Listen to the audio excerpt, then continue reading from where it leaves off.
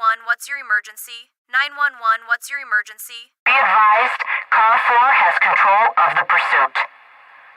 Proceed with caution.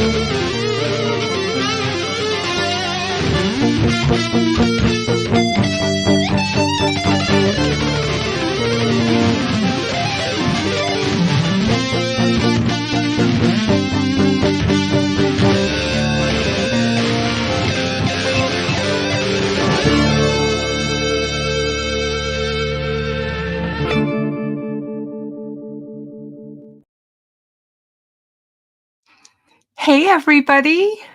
How are you? It's so good to see you guys. I am so excited about tonight. You guys have no idea. I have been a fan of Susan Hendricks for years. I love her. I love how she reports the news. I think she's a good person. And now I actually kind of feel like I know her. And so it's kind of like I'm getting to know her. So it's kind of cool. And to see how she has covered the Delphi case, you guys, oh my goodness. I don't think there's anybody out there that has done a better job. For all of you that are tuning into my live tonight, please make sure you go out after the show tonight, if you haven't already, and purchase this book.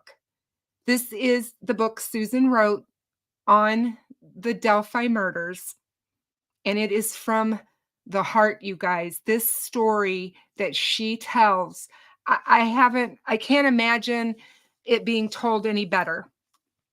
And quite frankly, if there ever is a movie made about this, this horrible case, maybe they will consider this one, because this is unbelievable, in my opinion. She is very smart, you guys. Absolutely. And we are going to have a good conversation. I'm so glad to see all of you. Gosh, I can't believe I'm excited.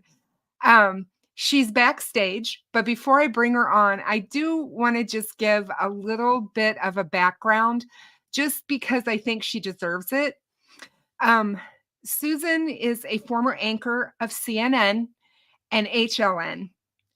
For those of you that aren't familiar with her, she's no stranger to telling these types of stories or reporting on them. She was one of the very first reporters that covered the case of Delphi back in 2017. the day the girls actually went missing. And I believe she went live that very day with Ron Logan. And I'm sure she'll talk about that possibly tonight. She's a veteran broadcaster. She's got tons and tons of experience covering all sorts of stories, but especially the tragedies that touch our hearts. And I think somehow for her, same as me, that the story of Abby and Libby resonated differently for Susan. And she was drawn to this case, like so many of us, and she's been riveted by it, I think. She learned to kind of put aside all the crazy that's gone on in the case and really focus on what I and you guys in my community have all talked about all these years, which is the family, the victims in this case. She came to Delphi a couple of different times, and during that time, she was able to meet with the family members, and she has cultivated a deep friendship and a deep bond with these people. And I think when you do that, you start to see the case from a different perspective. I think she's learned a lot over the last 7 years. The book tells us that. And she tells the story of Abby and Libby so beautifully. Hold on, guys. Sorry. I don't know why that's going on. Sorry about that. And I think she just tells their stories so perfectly. But this book is wonderfully written. Paul Holes talks about the fact that it is an incredibly compelling read. It's very hard to put down, which I have to agree. And you'll never look at the case in the same way again if you read Susan's book. So without further ado, let me bring on my wonderful guest, and you guys can all say hello to her. Hi. That was the nicest intro I've ever heard of my life. Thank you so much. I'm listening like, oh my God, nothing tops this. I feel like we're friends. Somehow I was led to your live show and I started listening. I remember the first time, thank goodness, it was in my algorithm. I started watching and I think it was you and Frank. And I'm thinking, okay, these are my people. They have the right mindset. And I'm not sure if it was that night because I've watched several since, but I remember one night Tara, Libby's aunt, dipped in. And I was like, okay, so she understands what I see, because you see, and sadly, there is a divide. There is a divide. And I know I'm getting off track here, but thank you for having me on. Oh, I am so absolutely I feel like one of these people that, you always have these people that are famous that you like and that and then when you finally get to meet them. I'm only famous to my mom, I swear. I know. It's just like, I'm just like, is this really, pinch me? Is this really happening? Oh, please, come on. You guys are the best. I watch you guys. It's like pinch me. It's like you and Frank and Fig, and I've gotten to know you guys. I feel like I know you guys just by watching you. So I'm excited to be on. I know. I'm so happy to have you. And like I said, I'm serious. This is the best. I mean, you did such a good and fantastic job. And I know that the family, I know you ran it by them before you did this, which, it was a touch and go thing for me because I remember when I met with Hachette, who published it, it was on a Zoom, it was 2020. And through a friend of mine at CNN, she had written several books on finance. Her name's Nicole Lappin. She worked at CNBC for years. And I said to her, I just called her and said, what if I want to write a book? What would you do? Do you self-publish? I had zero idea of anything in terms of that industry. She said, I made a lot of mistakes. She really helped me. She said, I made a lot of mistakes. I self-published. I spent too much money. And she said, here's my literary agent. And I talked to him. And then long story short, I had a Zoom with Carrie, who is an editor there. I even had to, because in news, it's different. Producers, directors, editors, they mean different things, of course, in the publishing world. So I remember being on a Zoom and saying, okay, so in terms of the proceeds, I'd like to give it to the family, and it was crickets. Everyone was quiet, and it was and then my litter agent called me and says, "You can't say that. You can have it. They can have a foundation. You could donate, but there's certain things you don't say." And I was like, "Okay." But because I felt weird, as you know, and being at CNN and covering so many tragic stories, but I felt like I had a story to tell. I really did. And I felt like I could tell it from their side because so many times and a lot of the times I will say, and you mentioned it, I did interview Ron Logan, but when I'm on the set and you're anchoring, it's a very different feel, as you would imagine, than when you're there on the scene. Oh, And right, right. in local news, I used to do that. And I remember being live when there's tragedies. There was my first kind of real news job was in Palm Springs, California, and there was a plane crash, and they said, "Susan, we're sending you to Riverside to the pilot's house. Stand outside and try to get the wife crying." I mean, that's what we were. It's like new. So it's like, okay. And then you're live at 6 and live at 11. And then you don't even have time to process. But I feel so grateful that HLN sent me there and I was able to spend time and you get to know them. You get to know the families. And that's what I did. And they couldn't be more wonderful. And this was early on, as you mentioned. So it was before, you know how certain stories pick up steam, if you will, or there's a lot more attention on them. And I don't know what comes first. I've interviewed Gabby Petito's father several times, and he's like, "Susan, I don't know I don't know if people connected with Gabby because of her social media." And now he's using that attention to help other families who don't get the attention. But Right. I digress. This is before it really kind of blew up. And I think it was because of Libby and what she captured on her phone. So everyone was more open back then, even like Sheriff Lesenby, and there was less media attention back then. And it was just you got to know them, and you just felt lost in a different way. I saw loss from their perspective, opposed to me out front going, "Who's going to cry and what's on 6 p.m. news or 11 p.m. and what's the sound bite." It was very different for me, and I felt like that people should get to know the story that they had to tell about Abby and Libby, who they were. And I'm so glad because I've really tried my whole time with this case. As you know, I told you that I started on Reddit and I started Delphi's Daughters because I really Yeah, felt and I like used to log I used to go on that. I didn't know you did that until you told me. I was like, I'm so, I wanted it to be from a perspective of the girls Mhm. and who they were. I didn't want them to just be known as Yep, victims of this crime. They were so much more so and much. so much more, and especially to their families, and their loved ones, but to the world. These girls were gonna go places. They both, in my opinion, they would have done something amazing with their lives because of the resilience that they had. They were so focused, as young teenagers, and I just felt like I think I told you this, I really saw myself and my best Mhm. friend with them. And I thought, "My gosh, this could have been us." Yep. Because It way back is. then, that's what we would do. We That would was go our out. generation. You're Mhm. outside. You're like, that's what you Yes, do. And you find yes. your way around the woods. And so with my daughter, who's now 14, and now it was weird.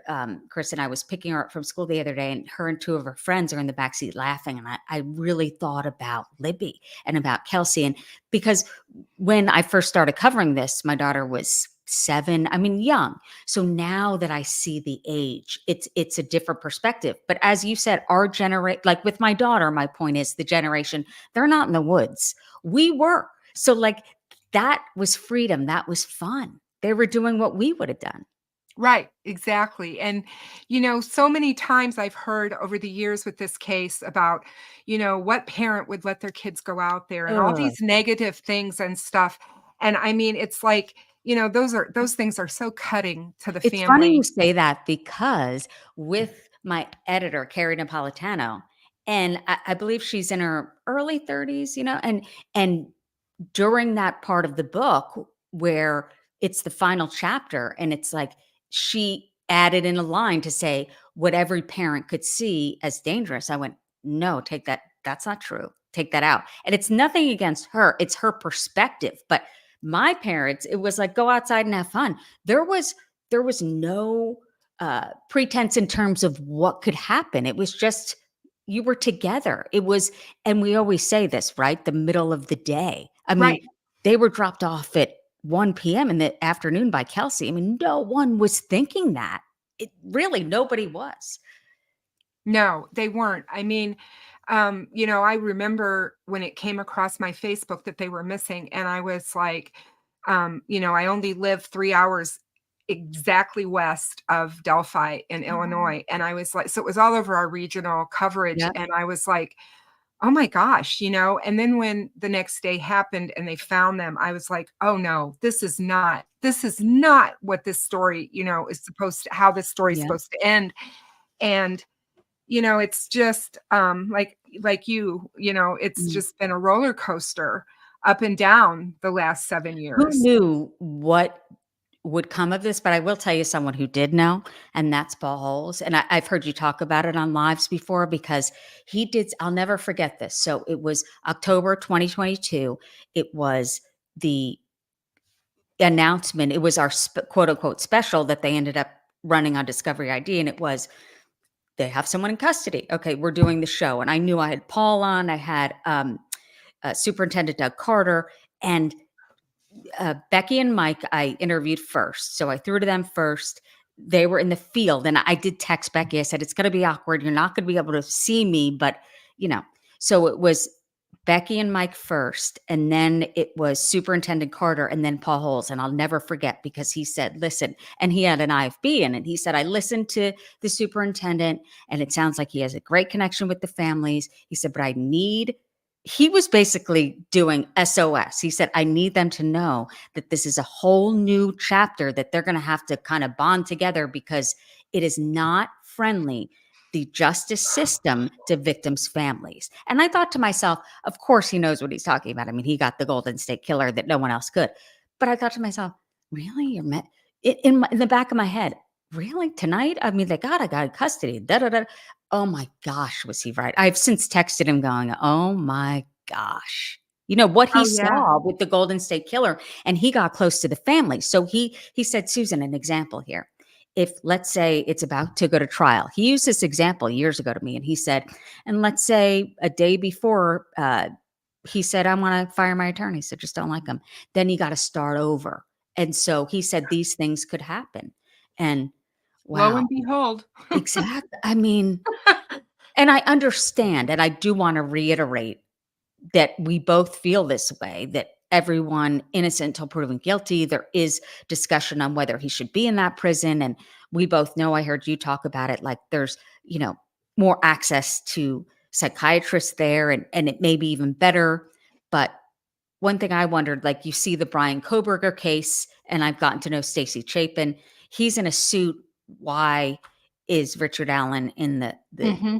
prison? So there are things that I'm wondering because no one wants this to be brought up on appeal, which I think is a given if it goes to trial. But why would, I always say this, and I know you do too, why would the families want someone who didn't do this in custody? Because then if that's true, Exactly. there's a guy out there who slaughtered 2 young girls Hmm. who's out there. So Yeah.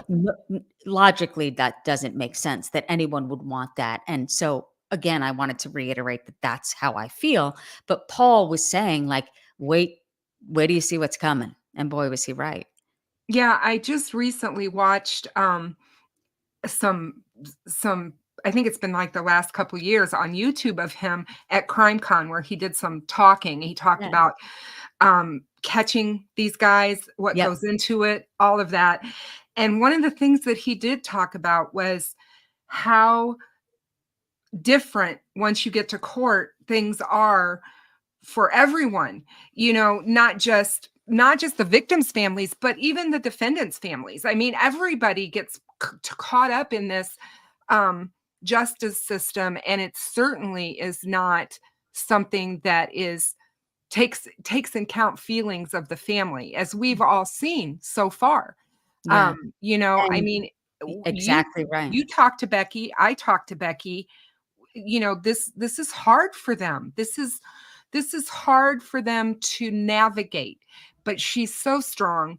And when I spoke to her and spent about 2 hours with her in March, she told me, because I said, "You're so strong," and she said, "I get my strength from Libby." And she means that, wholeheartedly. She told me, she said, I'm doing this because this is the right thing that she would want me to Yeah. do. Oh, yeah. Oh, yeah. Absolutely. Do you know what's so funny? I think my daughter's at my front door. Wait, sorry. I'm No, grabbing. you're fine. You're fine. I swear. Hey, everybody. Fig's in the house. Can you believe it? I am so happy to see him. Fig, you're Okay, great. I got it. Hi. Susan Fig's in here. Oh, He hey, said- Fig. He goes, "Hi, Kristen. Hi, Susan. What an awesome show. You both rock. Both have always been incredible advocates for victims and their families, and appreciate you both." He's amazing. Hi, He Fig. is. Hi. Yeah, he certainly is. And he's been there too. I mean, he knows. You were He knows telling what me it's that. like. Yeah, he knows what it's like to be on the other side of this and be a victim's family member and Do have your to go through viewers it. know this Fig story or no? Pardon me? Do your Yes. fans, they do? They Okay. do, because I covered it on my channel 2 years ago. He asked me to cover his cousin's case. You're the one I that told did. me, and thank goodness you did. I didn't know that, his story. Yes, and it's a horribly tragic story. Mm. He was murdered His while brother? it was his cousin, and they Oh, were yeah, very that's right. close, and he was With his kids at the camping time. Uh-huh. with his brother-in-law and their children.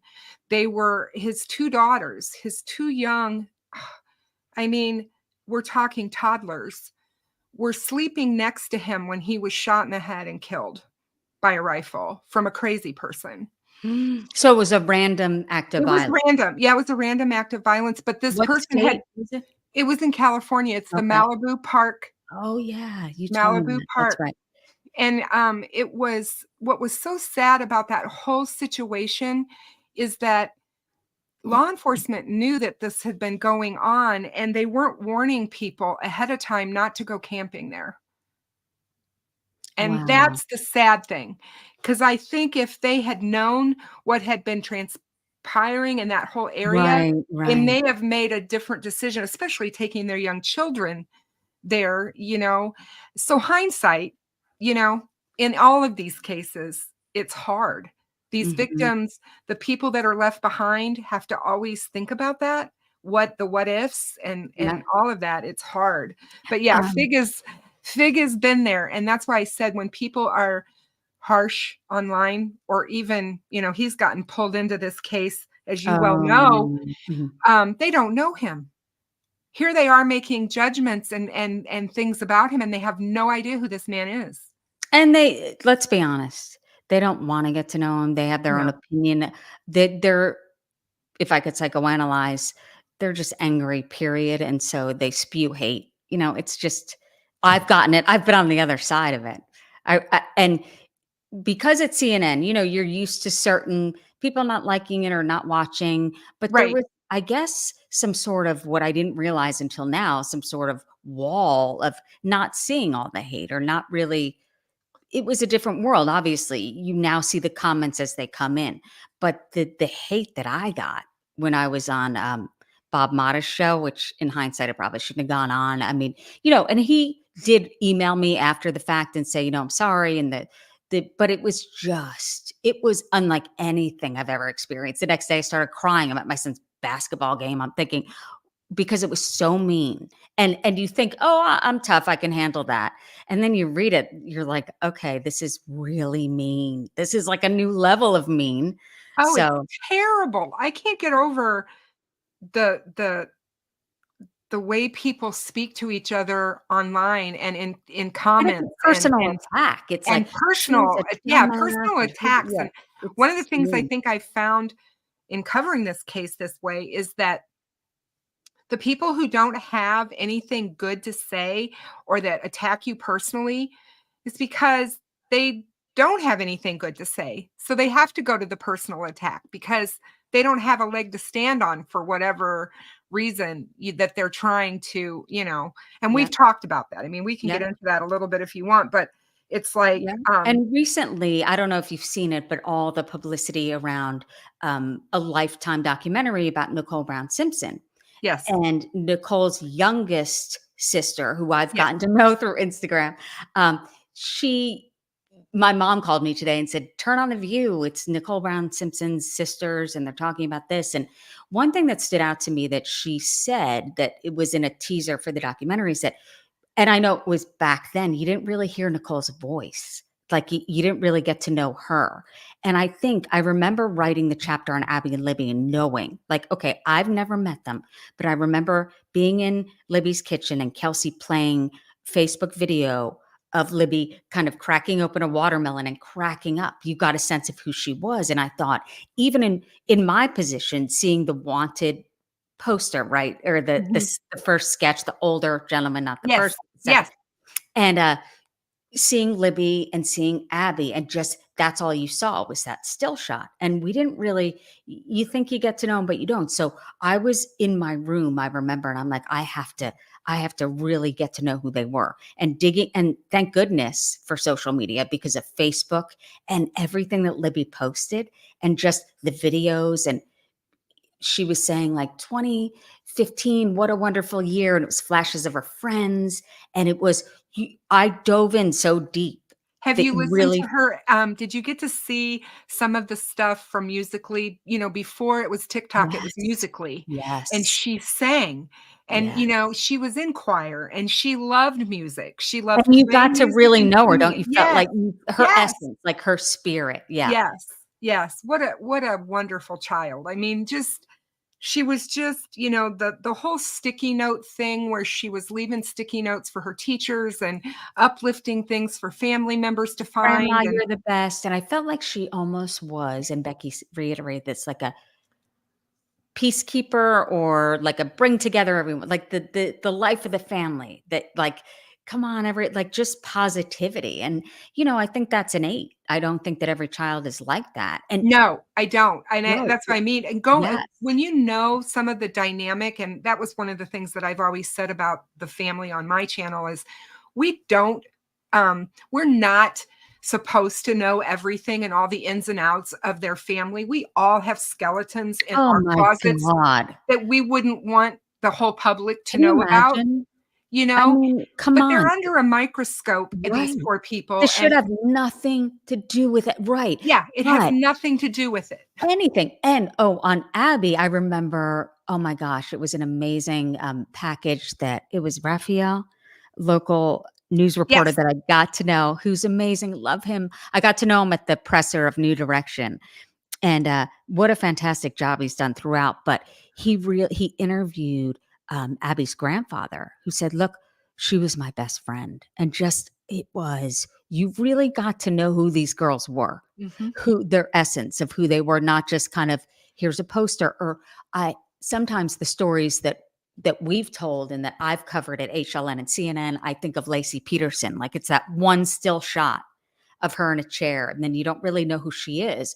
And so it got me thinking about like hearing their voice and who they were, Mhm. and I think that you saw that with Musically. You got to see them. Yes, Yeah. exactly, and I told, Becky when I was with her, I said, "This is a testimonial to you guys Yeah. as how you raised these girls."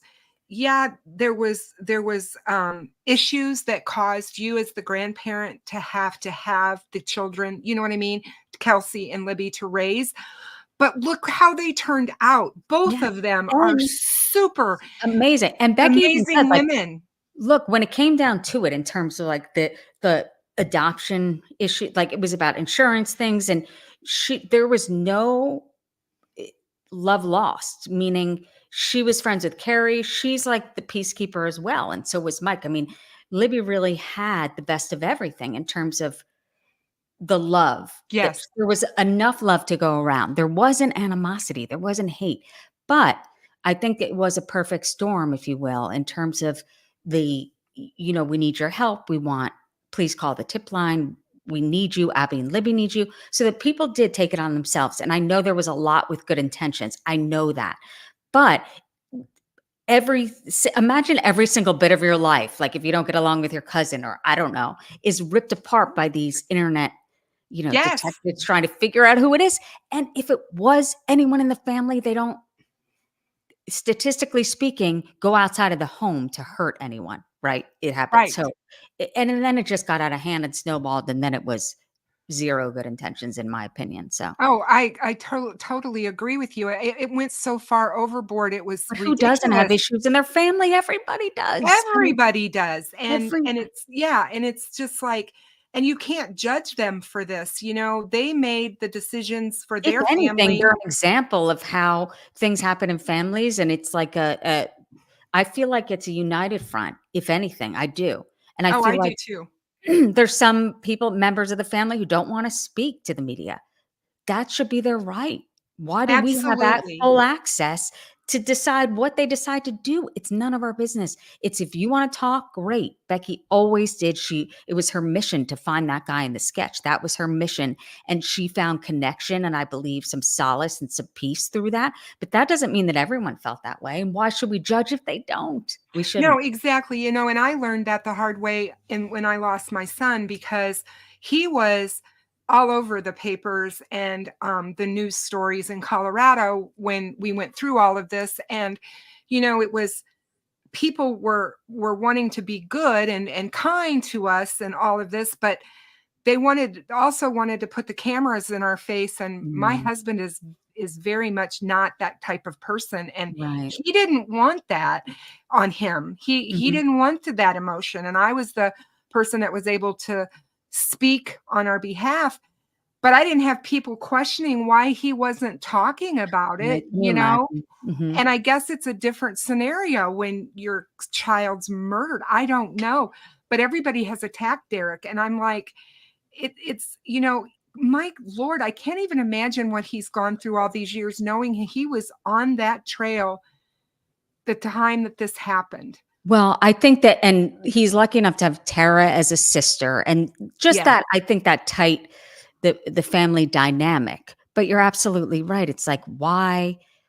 And I love what Mike did. It was soon after, it was March of 2017, where Mike stood up. It was the first time that he spoke at a press conference, and he just said, "My name's Mike Patty. This is Becky." He introduced himself, and he read a note from Abby's family. And he said, "Look, Libby's family is choosing to speak.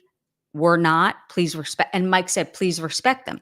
And Mike was so just a kind person. But I think he was savvy in terms of saying thank you to the media for please respect this. Like, don't do it. He doesn't mess around. Like he just, this, No, he doesn't. he doesn't, which I love about Mike. And he was saying, look, don't go. They don't want to talk. When they're ready, maybe they'll do it, maybe not. We appreciate you. We want to do the interviews at the end. So Right. I think he was always upfront in terms of that. And it's none of our business as the media in terms of who wants to speak and who doesn't. And No, look, I've seen it. I know. I mean, there's books written about like the Today Show GMA in terms of guests and who they get and da da da. But it's really respecting the families and what they want and who they allow in. I don't blame them.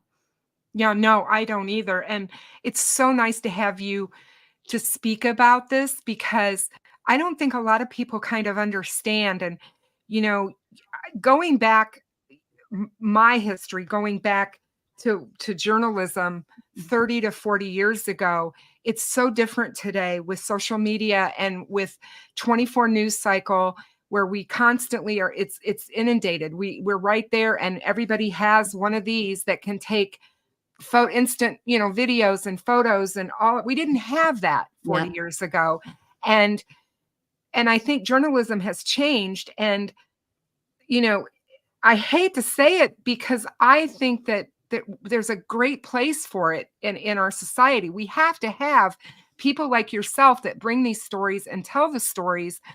And I think right now in society, and you can speak to this if you want, we have people are like there's like a bad side of journalism and a good Oh side, yeah. and it's like who's on the fence? Who's the ones that are not doing the professional way, Yeah. And I believe there's no easy answer because even in the institutions of CNN or Fox, or, you know, there's different teams, there's producers and reporters, and there's just people in it who look at it as a business. Like, oh, did you get the interview? Why not? What do you mean she didn't cry? Why didn't she cry? You didn't make her. I mean, it can be that. So it depends really on the person.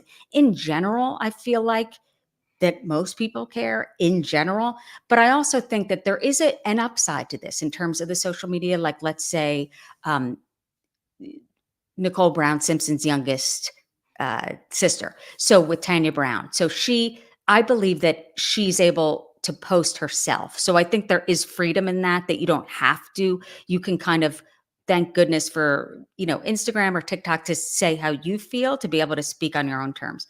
But there still is that race. There still is the race to tell it first, quote unquote exclusives, and do it first before anyone else, and da da da da da.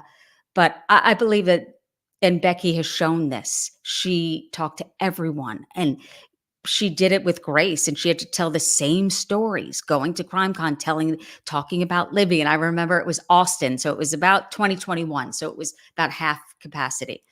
And she said, you know what, Susan, I don't want, and she's sitting there saying, I don't want her to be forgotten. And this is my mission.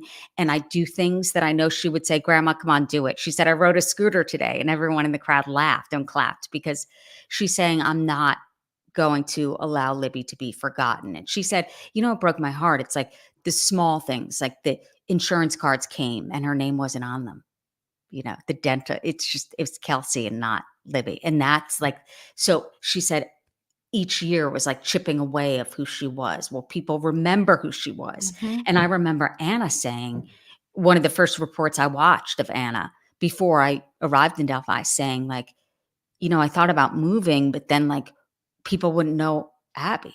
You know, you don't want the girls to be forgotten. I think that the Abby and Libby Memorial Park, I'm so grateful for that. I'm sure they are too. I mean, they are. I remember Mike saying early on, like, it started out as an idea, like, oh, a softball field, and then it turned into what it is. And I think that, you know, etches those girls into the world, that they won't be forgotten. Of course, even beyond the park, but I mean, that's really where it is, where people can gather and remember the girls. It's an amazing place. When I went there in March after the memorial walk for the girls, that's where I met with What's it Becky. like to And see I the was, park now? It's it been a was while. like, wow. Really? You know, I mean, the vision, I told her, I said, and I feel for them, because they do everything, you know, for the foundation from that. I mean, the families run it all. They I do, know. you know, they do all the upkeep, they do all of it. And it's like, and that's a lot, you know, it's a big place, and it's a great legacy for these two young girls. And it's so beautiful. And I told Becky, I said, it's just amazing what you guys have been able to accomplish here. But even with that, there's the online people that want to throw them under the bus and say that they're making money off of these girls, you know. And I'm just like, I'll let them say it.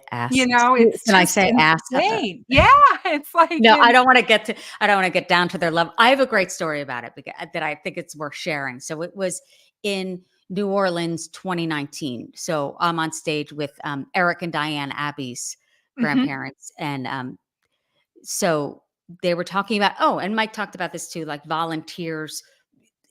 They were volunteering to help. And this is a massive park. So think about it, people who would just show up. And Eric said to me, you know, Susan, there was a guy there who would show up with this massive tractor, and he was in it. And he's like, I'm going to help. And he said to Mike, like, do you know who he is? Everyone was thinking, like, who is this guy? And he did say, you know, my brother was murdered. It was never solved. Oh my God. And he started, I was crying. And he's like, and so he was helping. Sorry. no, it's okay. So it was like giving back to people who would just show up and help. Oh my God, why am I crying? Sorry. No, it's you know, the emotion, the raw emotion that comes out. So Because of it's the this jerks case. who want to like talk about the park even. It's like, come on. Oh, I know. I mean, when I see that or hear that, I get so angry. Well, I've talked to you about this. I just, know. you know, Even people though we see, shouldn't, because we should think, oh I gosh, know. what's wrong They with them? But I know it's easy. If you trust me, if you read the comments, you want to fight back. And Oh, I've written on Reddit kind of certain comments. I say like, really, what's the point of this? And it's frustrating. But you can't, I think they want you to engage. I I don't do even know who too. they are. Is it one person? Is it 10 people? They're Right. anonymous, which is, of That can course. be said. Of course they're anonymous because, I was I was in physical therapy yesterday and I was talking. My physical therapist now watches my show, and Oh, she's I like, love it. and she said to me, she says, How do you handle these people that come at you?" And I said, honestly, do you think they would come at me if we were standing face to face? Do you really think No. they would say some of the things that they say? And she's like, "No." She goes, "Most people wouldn't behave that way, would they?" You know? And I think you said to me early on when I first started talking to you was, "Kristen, if they're talking about you, you must be doing something right. Right, I'm So like, "You're don't worry." bothering them. Yeah. Your positivity is bothering them for some So reason." for some reason, so just let it be. And that I've really tried to hold on to that. So I really do try not to engage. And Frank Meister and Ruckus, Rocks, and I love Steve them. Steve from True Crime Web. Yep. These guys, we all kind of play off of one another and we try not to get into that Well, I mess found you guys of in it. an organic way of and thought, people listen to who they connect with or what have you, or whatever case, or who you like or who you don't. And you just I found a connection with all of you guys and listening to you guys and thinking, and it's not, you've heard the term, I mentioned this in the book, it's confirmation bias. It's like what I believe, Mhm. whatever. I'm waiting for the trial. I'm not saying Richard Allen did this by any means. I'm not. I'm waiting for the evidence. If it goes to trial, I just, Becky recently wrote in all caps, "I'm tired of this circus." She's sick of it. It's a circus. It's a nightmare for them, right? I mean, they were ready to go to trial, to be in that courtroom. Exactly. I think Um, they got their head into that space that it really yeah, seemed like it was gonna happen. And then the rails, I mean, it's like the wheels fell off yeah, again. and And the it's vitriol here, and oh, I've seen it a little bit in Coburger, but I'm not as invested in that because I do know Ethan Chapin's mom very well. Stacy is amazing, but it's different than me being in Delphi. But this I feel like is a new level of just just blind. And look, someone may be watching this and saying they're crucifying, so to speak, Richard Allen. That's not true. I just feel like the hate and the vitriol is at a new level. And I think because you go down these rabbit holes, as I'm sure you have, or the people who are fans of yours who watch, and it's like what they're able to say about Kelsey and Becky. I'm not repeating, but someone needs to be held accountable. I mean, that's slander. It's like, I don't know. It's a I whole new world of this insanity. And I feel like the wheels have come off and it's the wild, wild west and it has to be reeled in. But again, we all believe innocent until proven guilty, period. We do. And I know defense attorneys, it is their job to defend mhm. their client. That's a separate issue. I don't even think they're doing a good job with that. I don't. No. I I don't even think they care about the client. I know I That's may where get I'm some at. hate I feel here, like these but guys have I have could be wrong. Prove it in court. Maybe I'm wrong. Maybe because we don't know what we don't know, and I could be wrong on this. But it's like, remember you mentioned on your show, Kristen, you said like they mentioned in the court documents, well, we have to read through every line. My father's an attorney. He said, what? You read through every line? What do you mean you have to read through every line? So things like that is why I made the statement I just said. no, it's the truth. And I think in a lot of ways the notoriety has gotten to them. And I really believe that. And I think they've lost sight of the fact that they do have a client sitting in prison, not in county jail. And, they keep talking about his mental whatever, and they keep talking about all these things, but I'm like, they're not doing anything to bring him to court. They just keep doing more and more delay, delay, delay. And I think when we look at that big picture of all of that, and if you talk to people, some of these very famous attorneys that have covered cases. And Yeah, Jose um Baez with Casey Anthony. I yeah remember um the opening statement, he stated that she drowned in the pool and made all these statements about her father that, by the way, as you know, Kristen, in the opening statements, you don't have to prove that during the trial. So there's this decorum that I feel like is lost here. It's just Mhm. lost. And I know there was a Yep. gag order and the court documents and what have you, but I feel like there's a way to do it. We saw with Johnny Cochran, with OJ Simpson, if it Yes. doesn't fit, you must acquit. I mean, there are ways to be a defense attorney and to defend your client. I'm not saying he doesn't deserve representation. I am. I just feel like the odinous claims or irresponsible naming Mhm. names, it's just really gone off the rails. It's embarrassing. And then the other attorney who was their attorney and is now speaking out on court TV saying you think he's innocent. Liberato. Mhm. Why are you even speaking? Exactly. Why are you doing this? And what is the ulterior motive here? Can't we just let justice play out once Mhm. it gets to trial? And I understand if the defense needs more time, there's been a delay. They will get more time. But I mean, it's just so many issues here. Well, one of your good friends is Joey Jackson, Yeah. and I'm sure that you've talked to him about this case maybe at length, probably. Mhm. But he's a defense attorney, and I like talking about cases and listening to defense attorneys talk about them. He's But so sharp again, and yeah, such and a they're great so, and I guy. love him anyway. I mean, I always Mhm. like it when he's pulled in by Oh, CNN or yeah. whatever as an expert to talk about cases, Mhm. because he just has a really good non-biased way of talking about And it, even defending his though he is a client. defense Yeah. attorney. Yeah, he has said to me on several look, I'm not against defense attorneys by any means. I always say to Joey, if I need you, please answer my phone at 2 a.m. Who knows what'll happen? But he's just such a great guy. But I remember he was always around during Casey, Anthony and Jodi Arias when it was attorney after attorney. And that's when I got to know him and his wife. And I said, "Oh, did you win your case?" Because we got to, and he said, "I did, Susan." He's modest. I'm like, "You win every case." The jurors really liked him.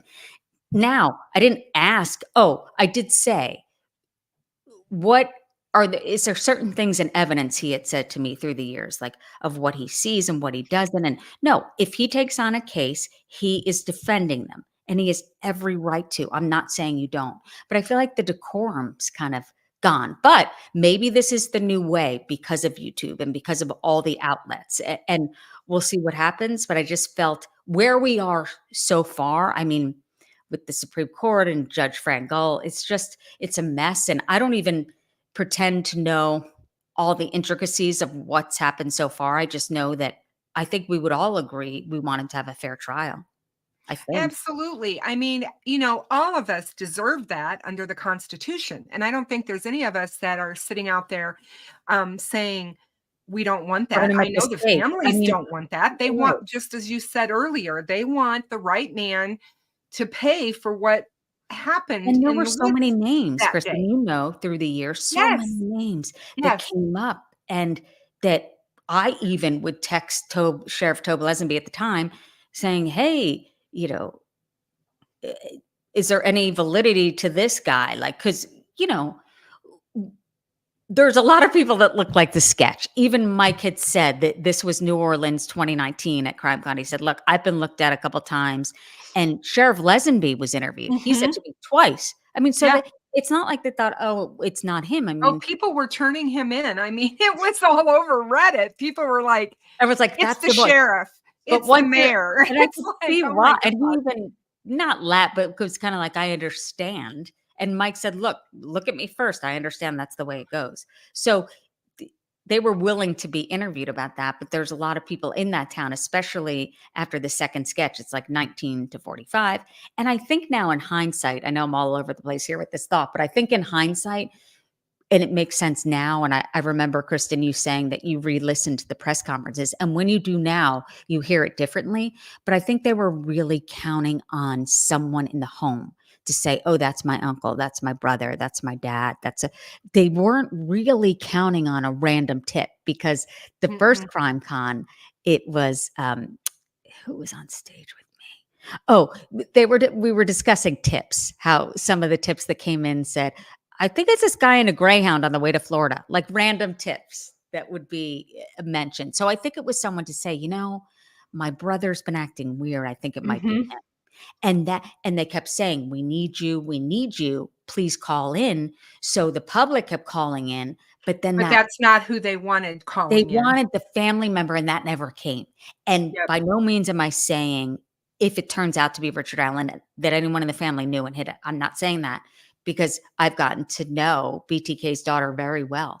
So she didn't know. He would say, put air in your tires and make her scrambled eggs. And so by no means, I know that some people can hide that very well. But they didn't get the call they wanted from someone who's like, oh yeah, that's my brother. I could tell by his walk on the bridge. Right. And You that when you listen to them and you listen to the superintendent Doug Carter talk to us after they released Libby's video, Yeah. and they're like, pay attention to his mannerisms, pay attention Yeah. to his walk, Yep. because they didn't want us looking at his face. They didn't want us trying to figure out who that face was. They I didn't want even us called my trying to- husband. I said, after the presser, that was when I said, would I know your walk? Would I Oh, know? yeah. And I called my sister, would we know Dad's walk? She's like, I think we would know Dad's walk. Like, I don't know. So I'm thinking, would I or would I not? Or is your brain doing something to where you say there's no way? Because if you live with someone and you love someone, you don't think they're capable of this. Exactly. You just don't. That Carrie Rawson never thought her father was BTK. Absolutely. Because when the FBI walked up to her door, rang her doorbell, and they said, do you know who BTK is? And she said, oh my God, what happened to my grandmother? Thinking that BTK, not thinking that's my dad. Like, in her Exactly. life was over. She said, from what it was before that day and after that day. Exactly. So by no means am I saying that you can even understand that even after, even now, maybe, again, innocent until proven guilty, but even now, maybe thinking, no, it couldn't be him. You don't think Right. anyone's capable of that can live a normal life. And there's a lot of people now are even discussing, how is it possible in a town of less than 3,000 people, not that many places for people to go and congregate? How do people go into CVS for 5 years and not realize that this man looks I like, know. I know. But I know how. I being there. I get it, Because because everybody looks like the sketch. exactly. Everybody. And I My also think he total changed his appearance. Yeah, everybody, and I mean, how many times have we watched that over and over and over again? You can't see his Too face. many to You count. just can't. And so everybody in the town looks like that. Even Tara said, I'd pull up next to a car, me and Becky, her mom, and she'd look over and go, what do you think? I mean, they even were like, yeah, we thought about this even out of town, but it could have been anybody. And Kelsey says, it could be everybody, but it can't be everybody. Meaning, who is it? Nobody knew. Nobody Right. knew it, because I understand how they could go in CVS. Because think about it. I kind of know some faces at CVS or UPS or FedEx or what have you. I'm not going to think a sketch is that guy. You just, Exactly. A they sketch all isn't look a the picture, same. Yeah. and that's what people don't really, truly, I don't think, get or understand. And it isn't a picture. It's not a photograph. And it could be anybody. I mean, when you really stop and think about it, although when they announced the arrest, I still go back to, I remember where I was. I remember what I was Mhm. doing. And the fact that they had his press conference on my birthday on Halloween. That's your birthday. I love That's it. my birthday. I'm like, "Oh my God, this I is my love it. birthday present?" I was like, "What?" But, yeah, when I saw that picture of him when he was, in Tennessee with his wife on vacation, and Oh, that was the yeah, picture yeah, that yeah. CNN or somebody had on TV, Yep. I almost fell out of my chair because Me I was too. like, "Oh my God, that's him." And my daughter immediately called me and said, "Mom, did you see him?" And I said, "Yes." She goes, "What do you think?" And I'm like, "It looks like him." And I'm like, Yep. "Maybe that's because I wanted to. I don't Mm. know, but I just thought it did." And Me too. Me too. I've never questioned since then. And then after all the things started happening with him talking about what he said and putting himself there, and we've went through all that. I mean, I'm just like, wow, what a moment for me. And Yeah, me too. I'm anxious for the trial. I'm anxious to see the evidence that they have against him because I know we haven't even begun to see it. Yeah.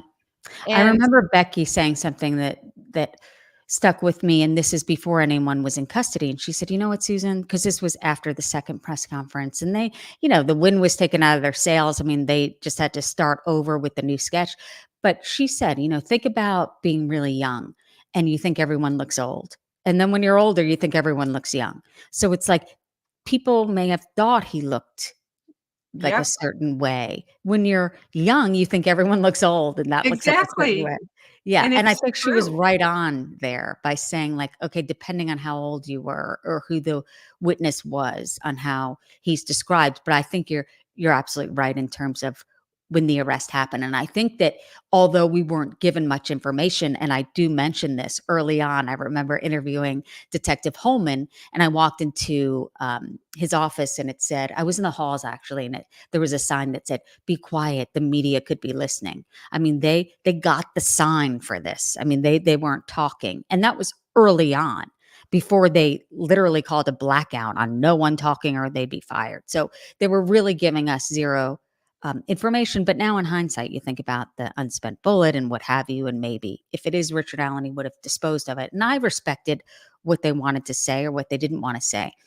But looking at the sketch and right when there was an arrest, and again, the media with all we wanted this to be solved, right? We all did. And just with names like, was it Brian Chadwell? So various names Yes. Oh, had yeah. come up, and you think, oh my God, because that looks like a tattoo of Libby, and that must be it. And you wanted it to work, but no one was ever arrested until they were. Until they were. I Exactly. mean, Yeah. what? And I stop and think, all these people online now that are saying, "Oh, this is a conspiracy," and and they're just railroading Richard Allen, and I'm like, if they If really that's wanted true, to, if they wanted to railroad, it'll come to fruition. If that's it, true, it'll get then found out. Somebody will yeah. figure it out. But I'm like, really? They're going to pin this on some guy, random guy, 5 years later that works at CVS when they had Brian Chad or Yeah, yeah. Chadwell. They had so many Logan, other who passed people. away, Yeah, yeah, I was just gonna say Ron Logan. They had other people that they could have very easily done that with. I don't buy it. I just think that's crazy to me. yeah, I don't know. I guess we just have to kind of wait and see. But that's some of the crazy, like I said, that has been wrapped around yeah. this case. Superintendent And Carter, I really felt for him throughout. I mean, he I remember him that night of Halloween and interviewing him. He said, "Susan, I don't drive this bus." He was just so, he takes it to heart. He really does. He feels for the families. He really, and he said, "Look, people have not retired. They put off retirement because of this." And I remember Abby's grandmother Diane saying that some of the law enforcement had screenshots of the girls on their phones. Like she's like, there is no doubt that they care. It's not about not caring.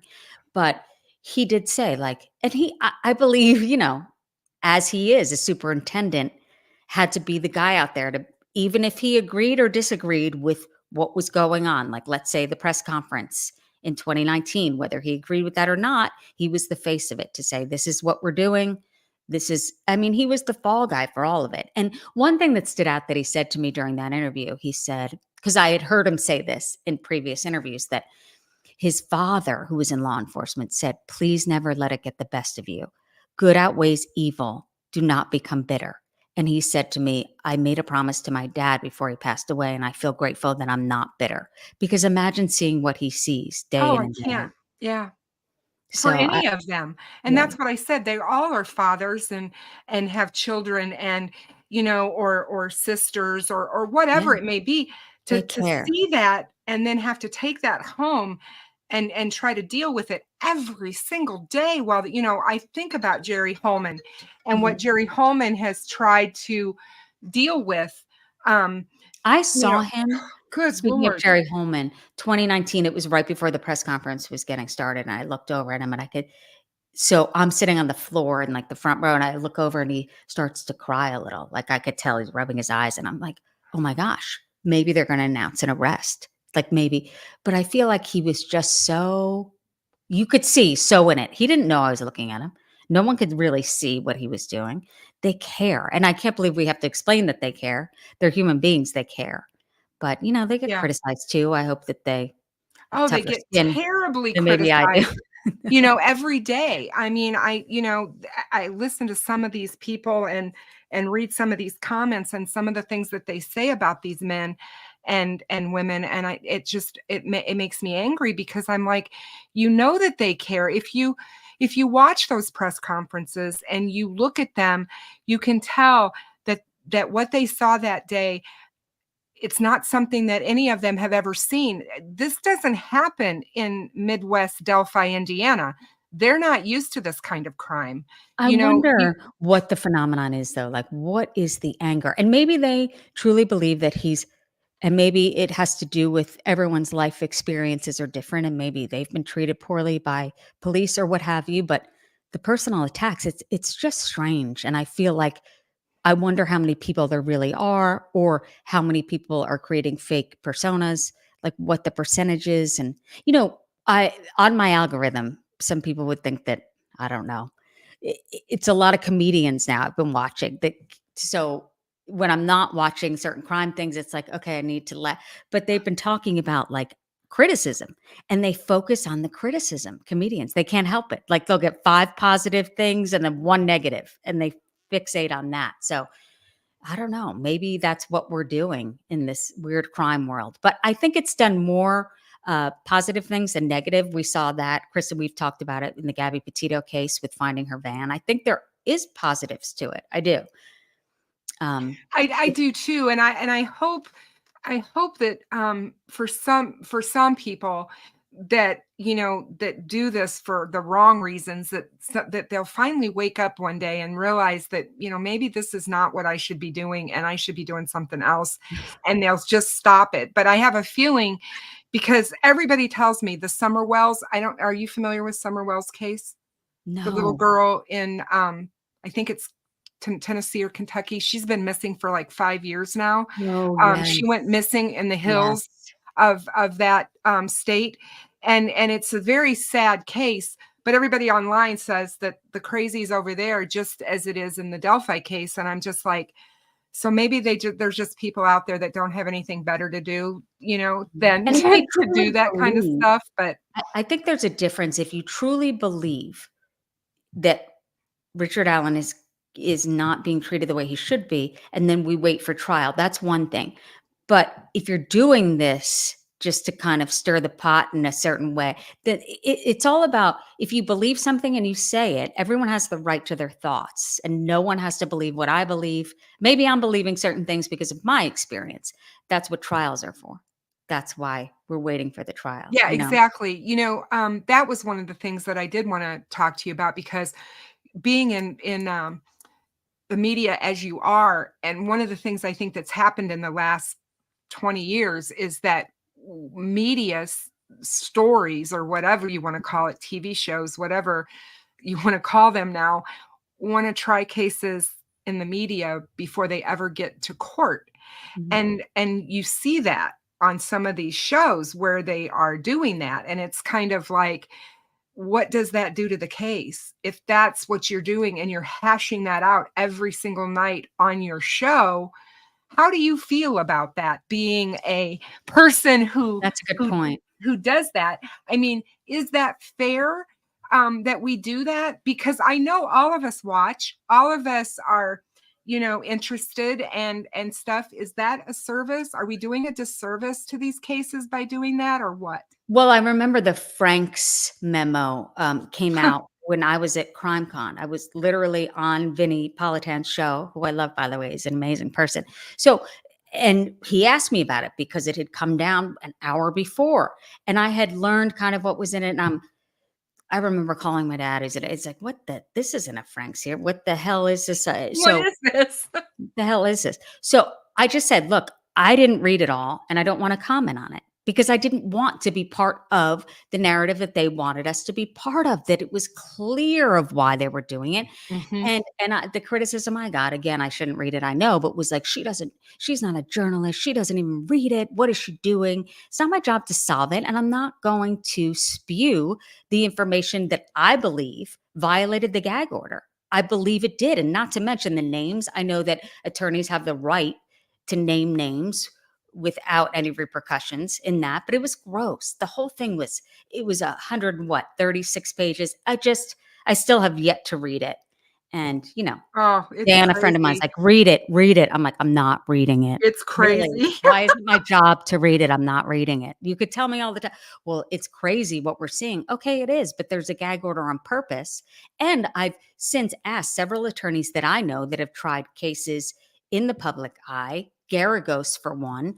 And I asked him, I said, are there more gag orders now? He said, yeah, there's gotta be, because of all the outlets that are out there now. Exactly. That's why there are more of them. I Um, like Mark Garagos. I me think he's a too. really I good tried to attorney. think back to, like, OJ back in the day. I'm like, because there wasn't a gag order, and I feel Mm-mm. bad for the jurors who were sequestered for a year, but Oh my looking God, back, can 9 you months, and I'm like, imagine? they would have had a baby. I was thinking And about that. You would have had a baby in that time. and no wonder they came back so soon. I mean, the Oh, amount. exactly. They were tired of it. They were done. And so now we can look back in hindsight and see the mistakes that were made. But I was trying to think, like, I don't think Johnny Cochran did a lot of press. I think he was on Larry King after, though. But there's a right way to do it, to tell your narrative, and it's in court. It's in Exactly. the It's in courtroom court. It's not standing at a podium with a with a document. microphone in Yeah. your face, And just like you said about Librato, I don't understand why he's out there talking about this case on national television, and being interviewed by people and telling this story that he believes that his Richard Allen is innocent by absolutely 100%, when he admits he hasn't seen all the evidence. There's And a he huge, admits that he yeah. hadn't even seen all the discovery. I'm like, Frank and I were talking about this. We were like, what Well, is wrong with these attorneys? Why are they doing this? there's a guy on YouTube who analyzed it, and I'll send it to you, a clip, analyzed that interview and said, like, he's very careful about what he says. I mean, he's an attorney, sharp guy. So he's very careful. But there was an obvious, obvious narrative that he wanted out, period. And he wanted that. It's like, okay, great. You think he's innocent. Great. Why are you telling us? Why? And, there are jurors out there that we don't need to hear all of this. But Yeah. I was on Nancy Grace. This is about a couple months ago. And I did say, I do believe the process still works. So, we're in it. We see all the criticism. We're there. We're nonstop with this and all the documents. But I don't think most people are. Like, let's say it was my mom who was called. She could be fair and not know all of the details. Maybe my mom's Exactly. different because I tell her, but I believe that there are people that can be Oh, I selected. I absolutely do Yeah. too. I think there's people in Indiana right there in the county that don't know all this Yeah. stuff. I mean, Even CrimeCon. they maybe know the story Y that Abby and Libby, Exactly. happened, Mm, but they don't know all the intricacies and the ins and outs because they didn't follow it the way we all have.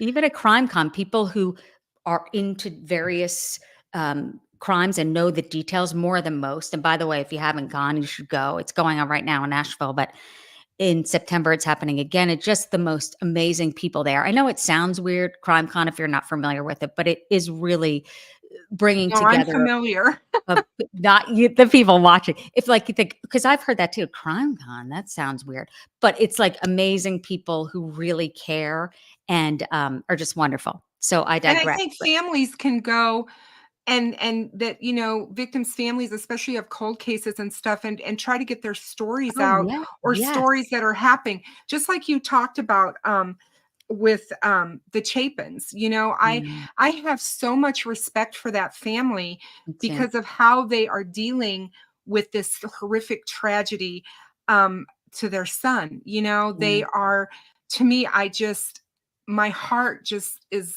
full of nothing but love for them, because they're basically saying, we're not going to follow this. We're yeah, not going to we're not going to buy into some of the stuff the other families are doing. Not that they're wrong. We just don't, this isn't the yeah. way we want to remember our son, and we're not going Yeah. to follow the trial this way. This is not what we're going to do. And I'm like, man, And respecting the others at the same time, because at she the did same say, time.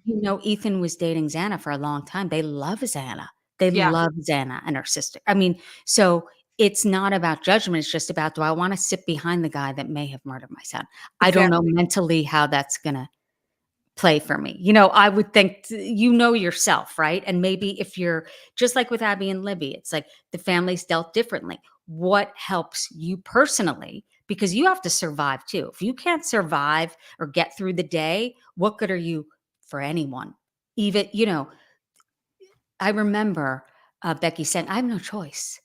You can't just shrivel up and die. You have other kids. She had Kelsey. Mhm. And Stacy Chapin said something so poignant to me. She said, Ethan was a triplet. I have a son and a daughter that, like, I know. My heart, the fact that those two children had to go back to school, but she said, knowing, why am I going to be the mom though, that isn't giving them the life they deserve? So she said, I can't just sit back and like, okay, I give up. Even though my heart sometimes wants, you can't. So you have to keep one foot in front of the other, and whatever works. And it works differently for every family member. everybody. And I don't even And know how I would. And Kristen, I know that you losing a son, my heart goes out to you. You're never the same. I'm sure you develop calluses that you didn't even know you had. And I said to you the other day, a superpower to be able to help others. it's I think about my 7-year-old daughter that was 7 at the time we lost him, and I'm like, I know that feeling. You do want to crawl in a hole and pull Yep. everything over And your say, I head give and up, right? pretend like the world's not happening, but I couldn't do that. I had her. So Yep. I had to find a way. And I've I've met so many families over the years, that have lost children in so many different ways, illness and tragedy and, you Mhm. know, accidents and whatnot. And we all have the same saying, and it's something that you said earlier, and this I can attest is, we don't want our loved one, our child, to be forgotten. And Yeah. that was my biggest fear through all of this and through all the years, was that only his father, me, and his sister would be the ones to carry it on. And when we're gone, who else remembers him? Mhm. Well, it's not the case with him, because he was a little famous boy in Colorado while he was sick with cancer. You know how they pull these kids out, and the media builds them up, and thank God they do, because I think it's a wonderful thing when they do. It helps the families, it helps the children.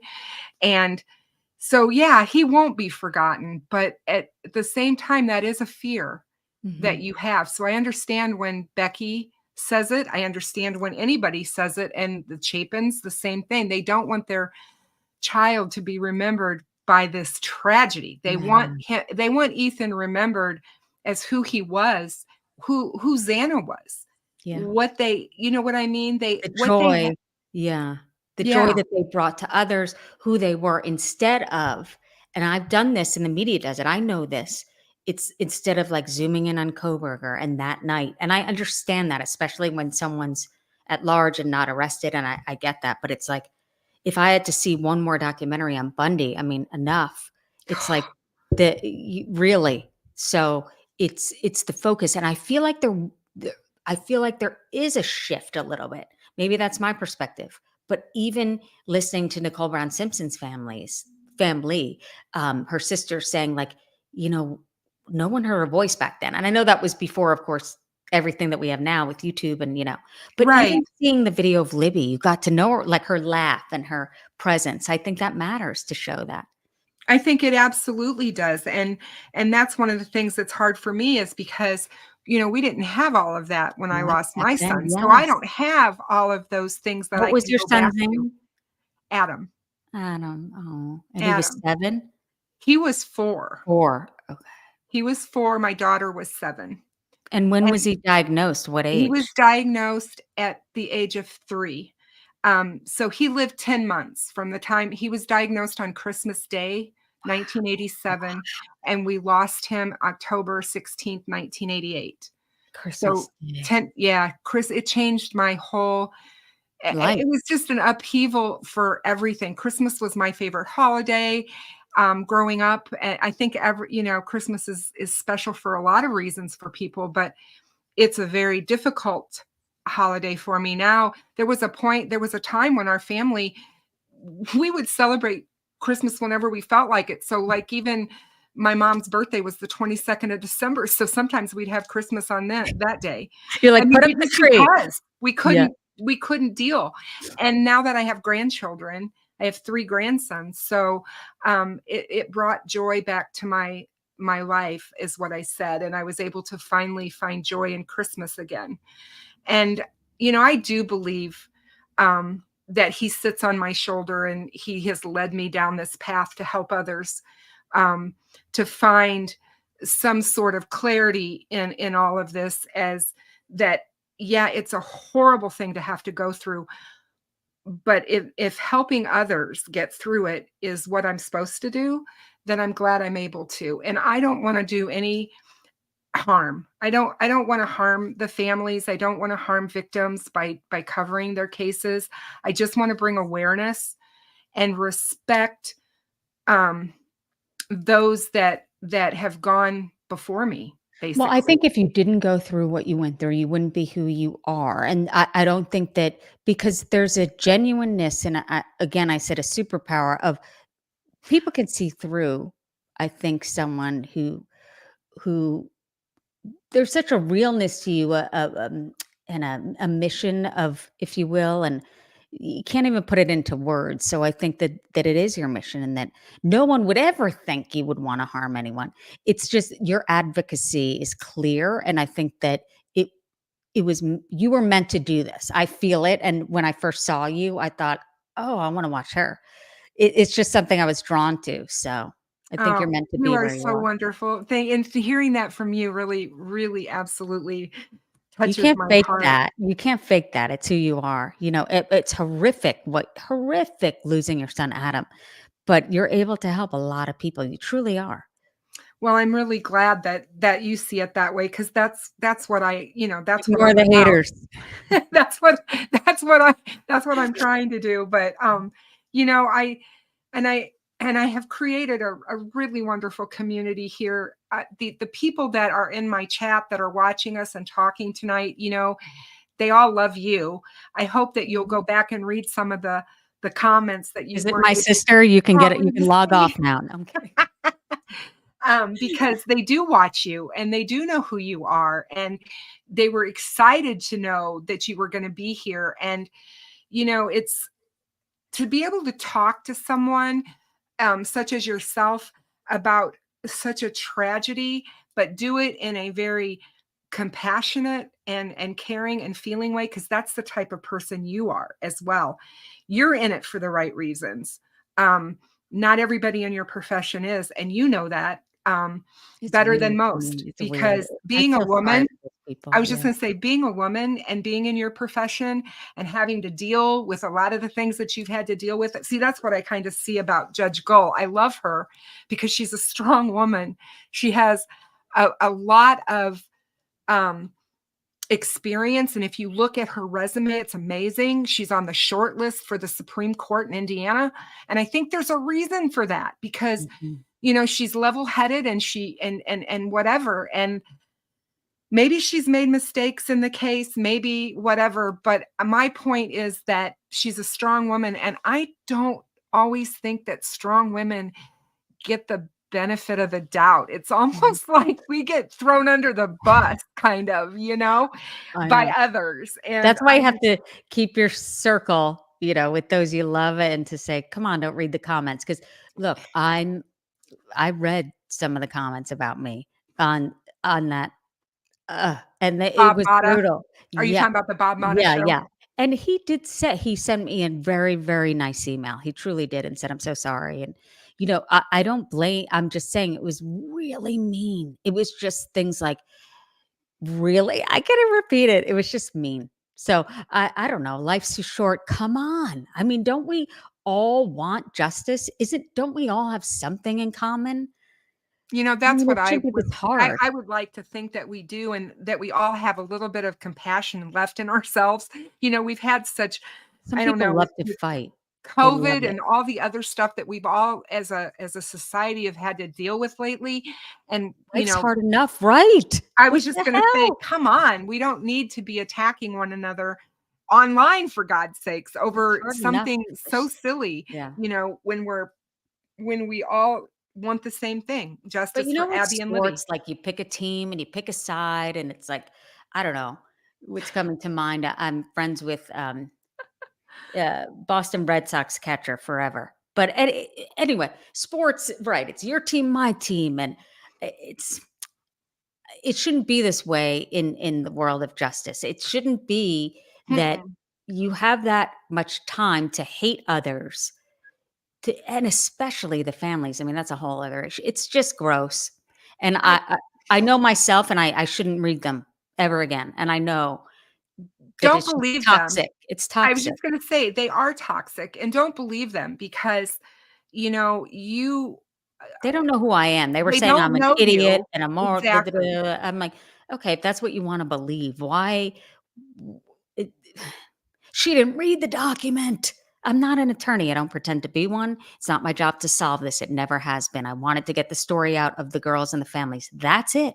Didn't want to solve it. Never have wanted to. And good for those people out there who are willing to, who found Gabby Petito's van and who like were aware of that, more like witnesses. Good for them.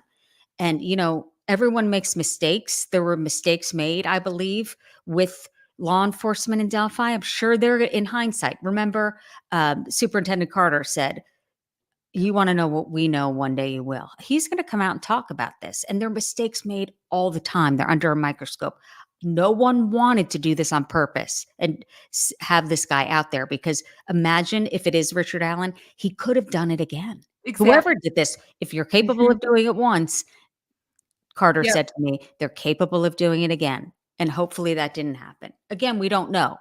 If it goes to trial or if they settle outside of trial, you know, hopefully the truth will come out, and the families, I think the families deserve answers, and, Oh, I don't deserve absolutely what they're going through right now. no, they absolutely don't, and, you know, I hate that they've got these months now to wait, and we're waiting for to find out what, you know, Judge Gull's gonna do with this whole "we want you off the case" kind of thing again, you know, that motion. We're waiting for her judgment on that and what's gonna happen, and we haven't heard anything, and here it is, you know, we just went through another Friday because Isn't the it's always Supreme on. Court saying no? She's on. Yeah, I I mean, mean, and how many they've Franks already weighed motions? in on that, so yeah, I, it's gonna be really interesting to see what does happen and what plays out, but, you know, Look, with Dan Doolin and that tip, yes, it was shocking. I remember Vinny saying to me, "What the hell is going on?" My father, even people that I know, I'm like, "I don't know." So he did come forward, and if it is Richard Allen, and he came forward, maybe he looked at it as a witness. I don't know. I think that we will find the answers when and if I it do goes to too, trial. and I do think that, I mean, from what I know of what happened with Dan, and I don't know him at all, but Yeah, I me think neither. what happened when he had that conversation, and you've been to Delphi, so you know that little tiny store where he supposedly met him. I mean, it's just this little store. It's not a grocery store, really. It's just this little And think place, about you it. know? This is a guy at again, monsters, I made this clear, and we all know this, never look like monsters. They never The look like BTK monsters. did not look like a monster. We know Yep. this. And he It heard 3 teenage girls or 4 teenage girls, and all he thought in his head was, "We need to interview those girls," because he's thinking, "I we've got these girls, this may be a teenage thing." You know what I mean? These so if someone teenagers, comes up and says, "Hey, I was there," you go, "Okay, da, da, da, da." You da, da, don't da, think and it's him. but he saw these girls, and he made that note. We need to look at these girls. In his head, he's not a detective that goes and does detective work on murders. He was a conservation officer, for God's sakes. I know. I've You read know? all comments about him though, and people say, "Well, Oh, I know. they're actually I know. trained more so, and he should have known." But you have to understand, in that small town, and you know it, Kristen, it's so small. And in the beginning, when they were getting all these tips and asking for all the tips that was coming in, and picture someone coming up to you that looks quote unquote normal, again, innocent until proven guilty, and says, hey, I was there, more of like a witness. But then what people don't understand is once you see the video, do you connect that? Or was it your job to like give that to someone else? I don't know. There was definitely miscommunication with There the was FBI. miscommunication Yeah. and somebody didn't look at that tip that should have. And I firmly believe that, and how it got lost, whatever, it gets lost. It's not the first time. Is it horrible that it happened? Sure it is, because would that mean that they may have been on to him sooner? We still don't know. Yeah. We, I like you wonder said, what we brought it just, back to him. I yeah. wonder, was it a tip? I don't know. We'll see. We don't know. I just remember, and I don't know if you saw this or not, but I had this on one of my shows. I'm going to go back to Paul Holes because he was Mhm. in Delphi right before the summer, right before the Yeah. arrest. And people were trying, it was all over. People were trying to figure out, why is Paul Holes in Delphi? Why is Paul Holes in Delphi? What's he there for? And I was like, I follow him on Instagram, and he posted an Instagram picture of a guy in jail in a cage with an orange jumpsuit. And he said, someone is going to find themselves in this position very soon. Mhm. And I was like, oh my gosh. And when I saw that, I said, is he trying to tell us that there is going to be an arrest in And Delphi? I And will say I this believe about he that. knew it was Yes. coming. Yep. Paul has a mind unlike any other. If you haven't read his book, I mean, I think I have it on Yes, the I wall. have it. It's on my It, it's it's on my amazing. It's stuff back somewhere here. around me, but honestly, it's one of the best books I've read. I Yeah. remember it was right before CrimeCon Las Vegas, and he was going to be on stage with me, and I said, I just read your book last Unmasked. night. He goes, last night? It took me 2 years to write. You read it in 2 hours? I said, I did. It was amazing. Yeah, it is amazing. In this book, he says, I'm much more comfortable at an autopsy than I am a cocktail party. And he doesn't mean that as a joke. He has an eye. He describes cases of, like, let's say he sees a murder scene and most people go in. It's a gift, I believe. And in one of the cases, and I had him talk about it on stage, he said, swab the bottom of his foot, or her foot, sorry. And they found what they were looking for, but he was able to see based on if a table was flipped over and the weight of the person. And he just sees things that we don't see. He really, truly does. Oh yeah, he's amazing. Amazing. And Um, he's modest and shy. He has such a fan base there that people are following him around, and he's the nicest guy, so smart, modest, offered up his help very early on in Delphi, and they said, no, we're good. And right. that could be, I remember that. you see that in movies, right? And you think that doesn't really happen. Well, they're like, no, we got this, buddy. Right. Right. Well, I remember saying to Mike, look, do you mind if Paul Holes is on stage with us? He's a cool guy. He's not the slick detective type that you may. And he goes, yeah. And Mike's so funny. He's so nice. He's like, yeah, I like him. And he was on stage and he goes, Susan, I'm going to have them meet with Paul again. I'm going to demand this. Cause like, he's just so smart that it's like, so It's incredible. And I'm like, why wouldn't you want that kind of mind to be in your think tank?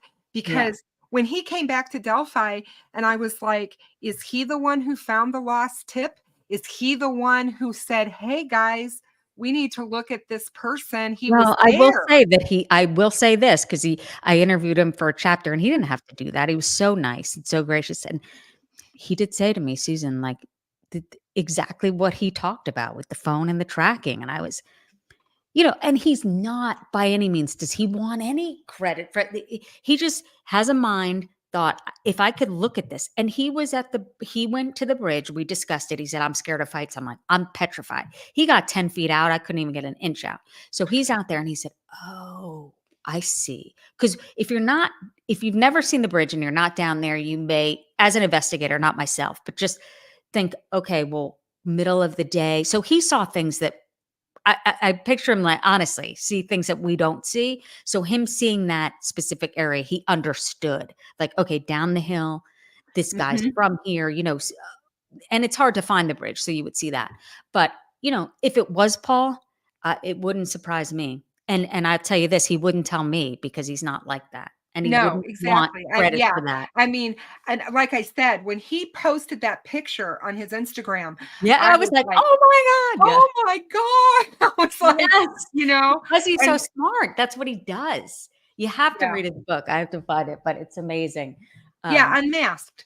Unmasked. Oh my gosh. I have it. It's right here. It's On my amazing. it's on my shelf. Oh I'll my show gosh. it because Ev everybody needs to see. Literally every page, it's a page I couldn't stop reading it. I'm Yeah, not just saying same. this, it I was mean, it was amazing. like hold on. I'm gonna knock my sign over.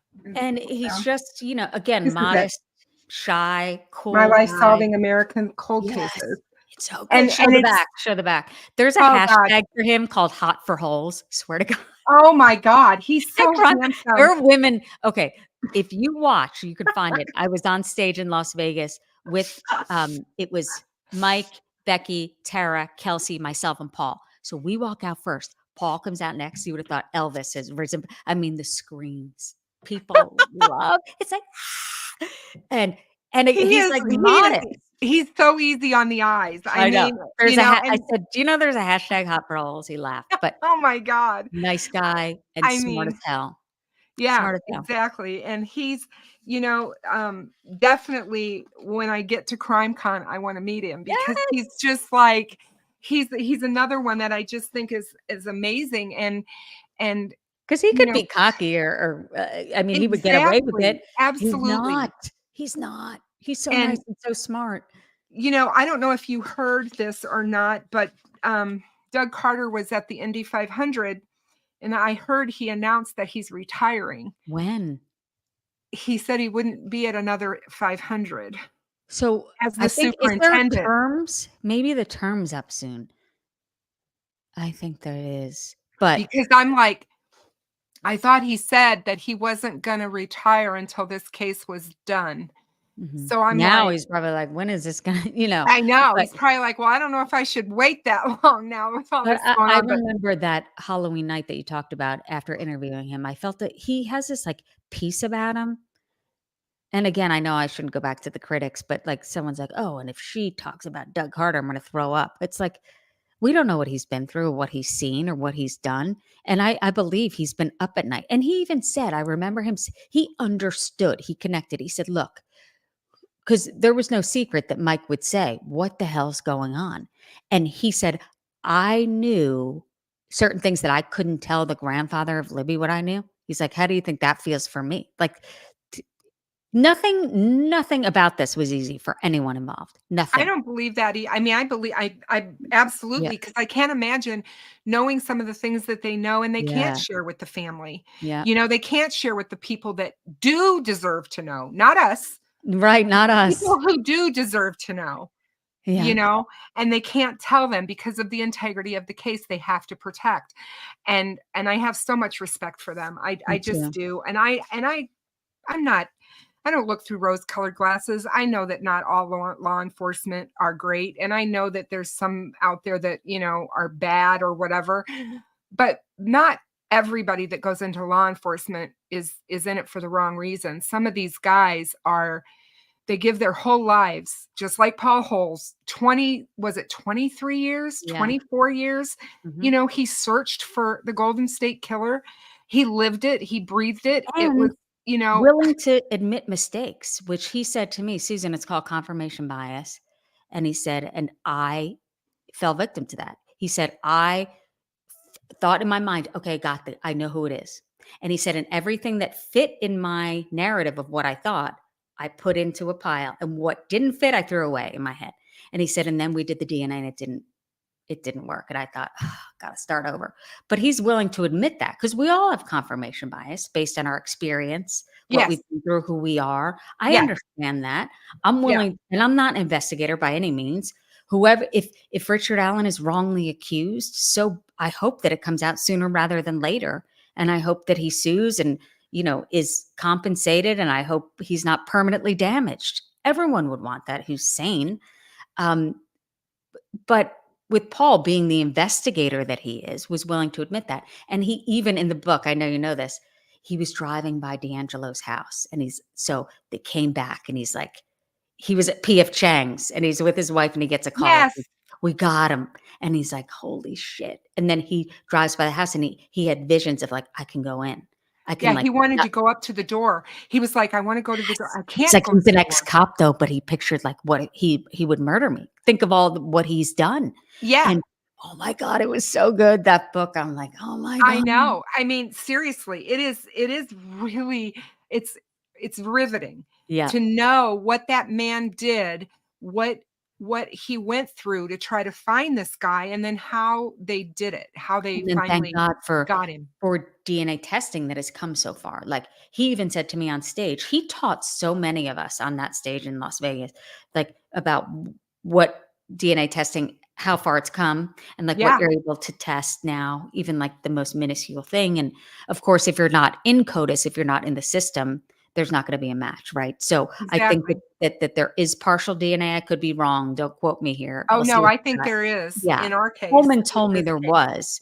And so even if with partial, he told me early on. So even with partial, y- but if you've never committed a crime, like BTK wasn't in the system, he Yeah, wasn't there, you have to test it. And I believe that's why there were no arrests until there was, because exactly. they're rich. I'm sure they tested it with everyone that we had mentioned, all Yep. the suspects. And Oh, then, I absolutely, because I remember early on, Kim Riley said yeah, when they were going to Denver to, look at, yeah, nations, Daniel Manual Nations. Nations. Yeah. Yeah, they said, "We have enough to rule people out. We may not have enough to rule people in."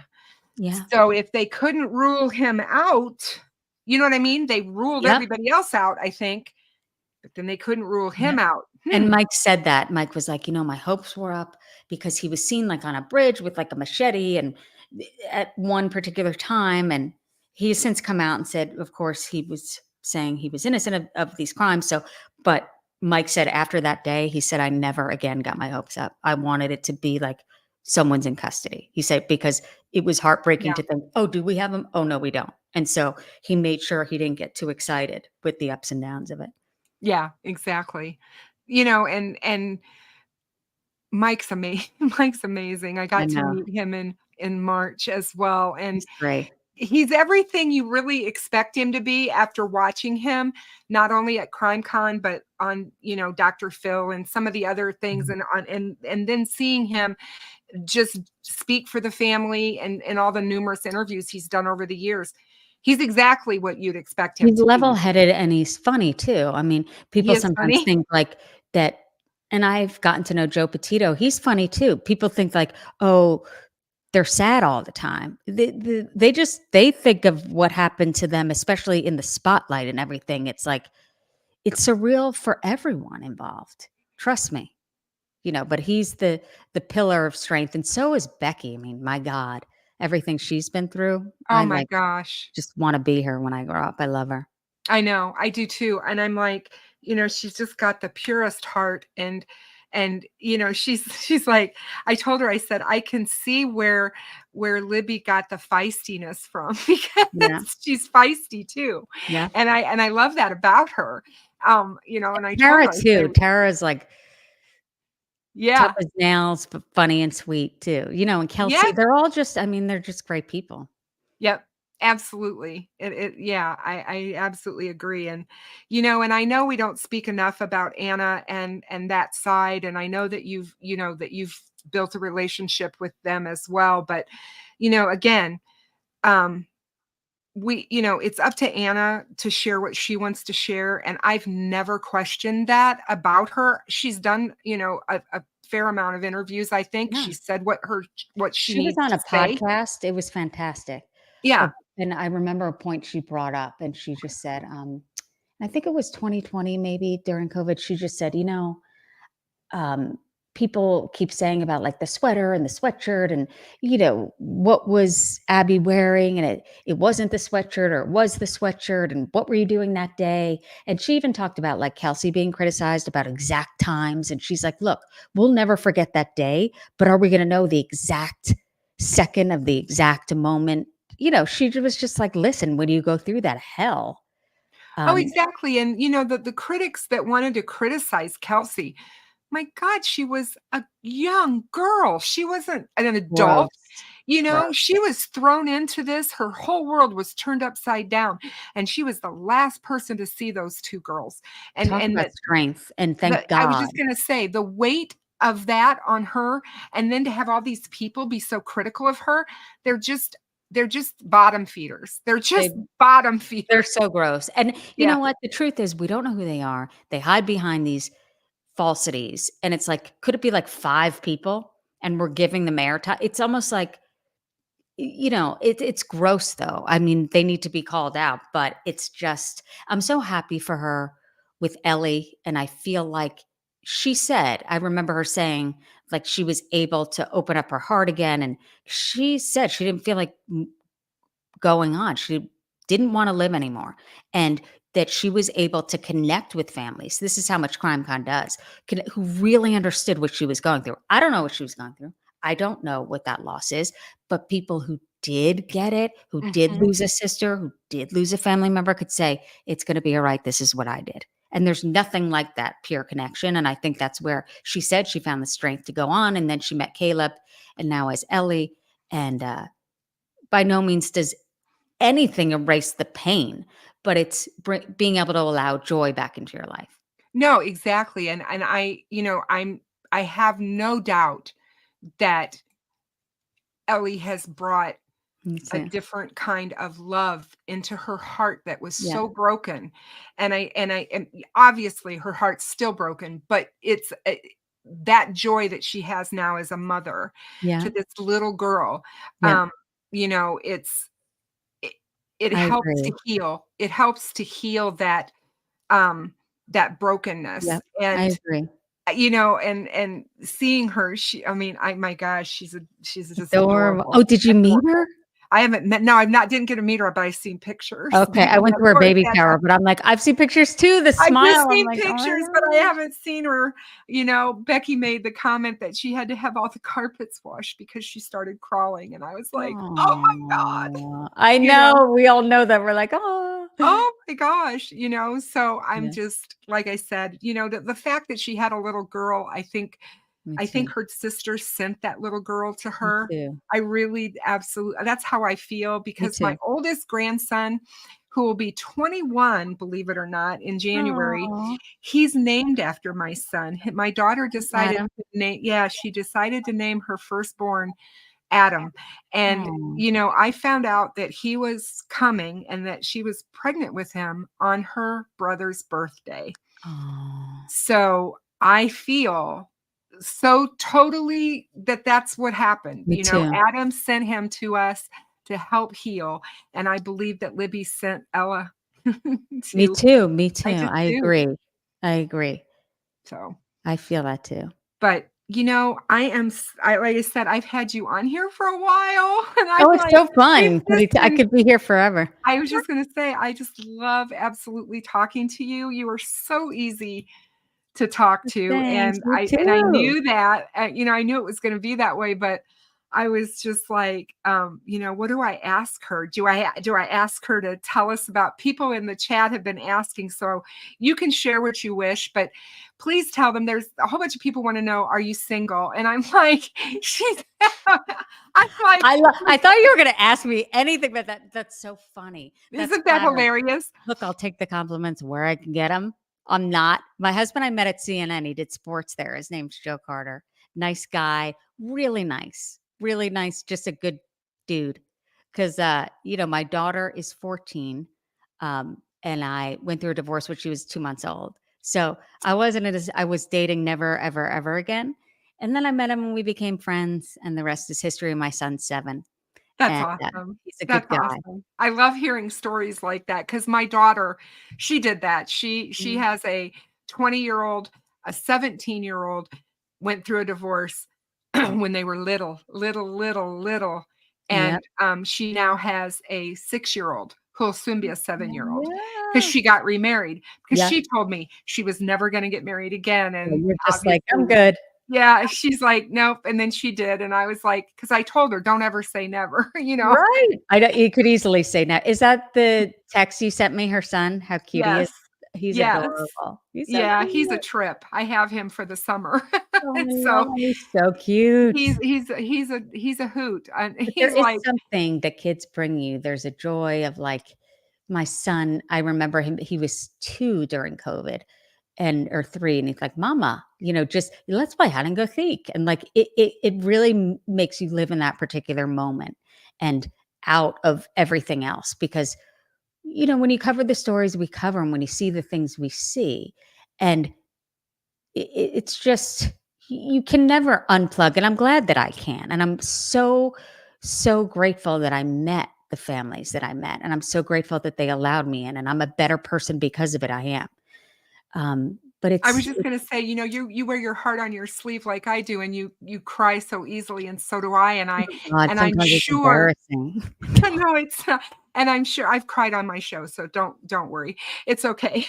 But I'm just like, they see that, they knew you were genuine. They knew as soon as they met you that you were the real deal, and they let you in, and that is Mhm. what I think is so amazing about you, because not everybody wants the media to come into their I life know, in and I that don't blame way, them. I because know. you worry about, well, what are they going to say, or what's going to happen, down the line, or whatever.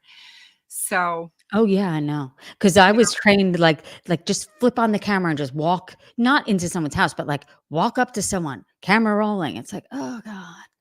It's mortifying. It's like, "But get the sound bite, get the sound bite, get the," and it's like, no. I think things have changed. I do, in a good way. We've been talking about, like, social media and you could hide behind things, but I think it allows families to have their own voice and put, like, we talked about Stacey Chapman putting Ethan on social media. So it's kind of like it doesn't have to be like the Today Show or GMA. Nothing against them. You could choose to do that. You know, there's some right. wonderful journalists there. It's just that I think it allows you to have your own voice. I think that that is true. And there's good and bad in everything. True. We can say that about anything. I say it all the time on my show to my viewers, when you're being critical of law enforcement, we can say it about any Anything. profession, but Doctors, anything we're lawyers, talking about. Yes, yeah. there's good and bad. Guy who And fixes your car, are they gonna lie or not? I don't know. Or the woman who fixes your car, anything, right. There's good and bad in everything. Just don't exactly. read the comments. No. Yeah, exactly. And I've gotten to the point now where when I see those comments, I just delete them.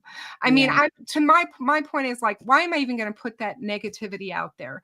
I don't even want to put it out there to the world. If they want to, why come and comment on my stuff? Just don't watch me. Life's too short. I mean, we already have enough negativity, right? Why are Exactly. we against each other? Jesus. Absolutely. It's really Absolutely. at the end of the day not about us. It's really not. It's good to be able to talk about this, and I love it that we're able. I love your platform and everything that you do, but it's about the trial and what's coming up. It's like Yep. it's easy to take your eye off of that, you know? Yep. And it's just, I titled the tonight a night of justice with you, because I feel justice is coming, and I believe the girls will get justice. And people have asked me over the years, Kristen, how do you stay so positive about Yeah. that? How do you stay so positive in this case when things have gotten so crazy? And I think it's this, and this is what I will say. Mhm. I could never take hope away from a family for anything. Why would I do that? Why would I take away their hope? Because without hope, they have nothing. Nothing, yeah. Mhm. So to And me, that's yep, where the bottom line is. yeah, and good outweighs evil, what, the superintendent said to me. It sounds cheesy, it's not. I mean, when he said it, he said, "Susan, I truly believe that it does." Because imagine what he sees, and the family Mhm. would think that evil is lurking everywhere. It's not. I believe that people do care. Horrible things happen, but I do feel like justice is coming. When he did do you remember when he did the interview with Kelsey in her apartment, Oh, Doug yes, Carter? yes. Yep. I cried watching that, Me because too, you could to tell me, he it was yep, like he was like a father figure invested, yep. at that moment, and you could just see the compassion and the care for her, and how proud he was of Even in her. his pause, like, he would, like, Yes. let her talk. Did you notice that? Like, Mhm. yeah. Yeah. And so I was just like, I've always had respect for him. And Yeah. when he talked about the shack, I had to go watch it. I'd never Me seen the too. movie. Me I too. wanted to see what it was about. And as a mother who lost a child, it Yes. absolutely tore me up. But it's a great movie. I would suggest everybody go watch it. I agree. And I think I know why he talked about it that day. Because when he said that the way you left them in the woods is not what It's they're not. experiencing today, Yes. I we just know got the that. chills. Yeah. We know that. So, but I'm gonna cut it off, I think, because we've been here almost 2 hours, and I know for you, you're on the East Coast, so it's late for you with I your love it, though. kiddos. Thank you for having me. It's been so fun. I am so glad that you came on, and Good. I know my viewers love it, and like I said, everybody make sure that you get her book, because you will not be disappointed. You won't Thanks, be Kristen. disappointed in reading it. You talk about something that you don't want to put down. I read that book like cover to cover, and the same day I was just like done, because Thanks, it's really, Kristen. really good. But I'm so yeah, glad we met. I'm so glad I know you I and, am. Fig and everyone else, and, I'm glad we Tom, met too. who's awesome Tom too, and Webster. yeah, Yeah, Tom Webster, Tom's great. love Tom, dry sense of humor, sharp as a tack, doesn't skip a beat. Just there's great people out there. So if you're ever feeling down, like there are people who, Right. say negative things, there's also the positive side, so I'm and you're the so leader of that, I feel. aw, thank you so much. Thank And you. I hope you have a great rest of your evening, and we'll chat soon. Okay, thanks. Oh my gosh. Do I even know how to shut this down? I'm not sure. All right. Yeah, I think you have to end it first. there you go. Bye. You guys, wasn't that amazing? I mean, she is something else. I mean, it is. Yes, you can get the book on Kindle, Shadowbox. You can go to Amazon and you can get it. And you will not be disappointed, you guys. Absolutely. And I am so glad that you all hung out and stayed here to listen to her. And she, somebody said earlier in the chat about her voice. He just has a calming effect, the way that she speaks. And I just love her. I can't say enough about her. Like I said, I was a fan long before this case. I mean, I watched her, and she's the real deal, guys. And she really cares, and she cares about the stories that she covers, and she definitely cares about this case like no other. um and to the point that it made her want to write a story and a book about her experience. So yeah, make sure you guys get it. There is a what I want to say about the book is that there is a oh gosh, I can't even talk. The foreword is written by Kelsey, which is absolutely a wonderful read. Kelsey talks about everything that she was feeling and all the emotions that she had because of this. And I can't say enough about her, and how we watched her grow, I guess, basically, is how we watched her grow up. There's also a point in the book where Kelsey wrote a term paper for school. You guys need to hear what she wrote. It's really, really important to people out there to see and hear Kelsey's point of view on all of this. But yeah, I loved having Susan on. I was really, really happy when she told me that she would come on my show. I was floored, surprised, but Yeah. And the fact that she was watching us. I mean, Frank Meister and I realized, because at first I was like, I went to Fig and I said, is this really Susan Hendricks? Because I don't know if this is a troll or somebody else, what's going on here. Why would Susan Hendricks be watching little old me? And then it comes to find out, he goes to Tom Webster and Tom's like, yeah, that's really her. And I was like, oh my gosh. So it was pretty cool. But yeah, guys, I just wanted to bring that to you because I thought it was important that we hear from Susan and we bring humanity and compassion back to this case. It is it's a never-ending thing with the Delphi case, as far as there's always something new out there. Frank called me a couple of days ago and he said to me, it is so quiet in the community right now. And it's like, when there's nothing happening, you watch, you mark my words, something's going to happen that's going to cause people to start, making up their own narratives or their own news or whatever on the case. But yeah, I really wanted you guys to get to hear her perspectives on things. I love talking to her about some of these people that I so respect because she knows them in a professional and friend way. And yeah, she's got so much integrity, you guys.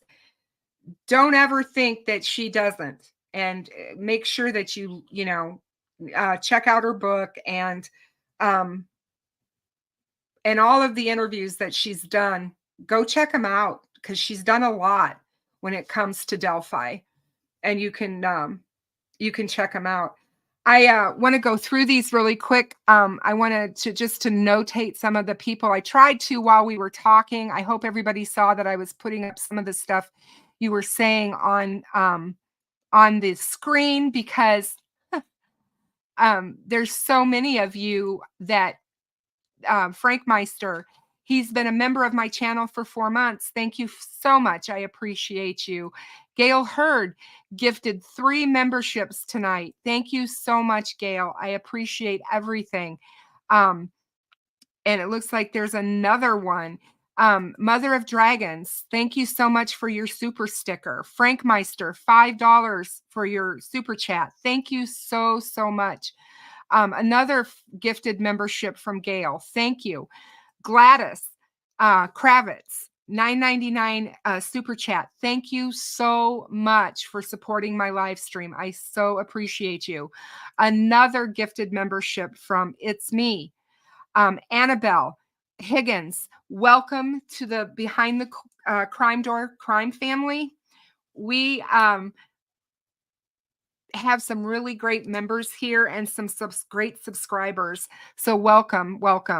Mandy, $4 super sticker. Thank you again. Metal Mama, thank you for the gifted membership. All of you that support me in this way, it's just awesome and I appreciate it. But yeah, you guys, I really enjoy being here and getting to see you guys. For everybody that's been asking, I've been getting a ton of emails from you all. And just know that I'm doing really well. Please don't worry about me. I have been in the gym. I've been back in the gym for a week. I saw my surgeon on Wednesday and I was released from my knee surgery. So I have been released and everything is great.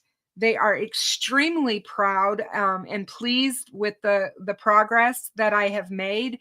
And I'm walking super well. I don't need a cane. I'm not using a walker. Everything is great. I feel very blessed and very fortunate. I met a lady today when I was at the down at the Riverplex where I work out. And she had knee replacement surgery a couple years ago, and she's 10 years older than I am, and she's struggling. She's having some issues. And so I was giving her some tips on things that I was doing. And so, yeah, I was like, I told her, don't give up. You just got to keep moving. I mean, it's really, really important that you stay moving after knee replacement. But I love how I feel after I exercise. And yeah, it's, I just feel like I'm doing fantastic when it comes to that. And knock on wood, everything else is in my life is going really well. My oldest grandson, Adam, is getting ready to get married next year.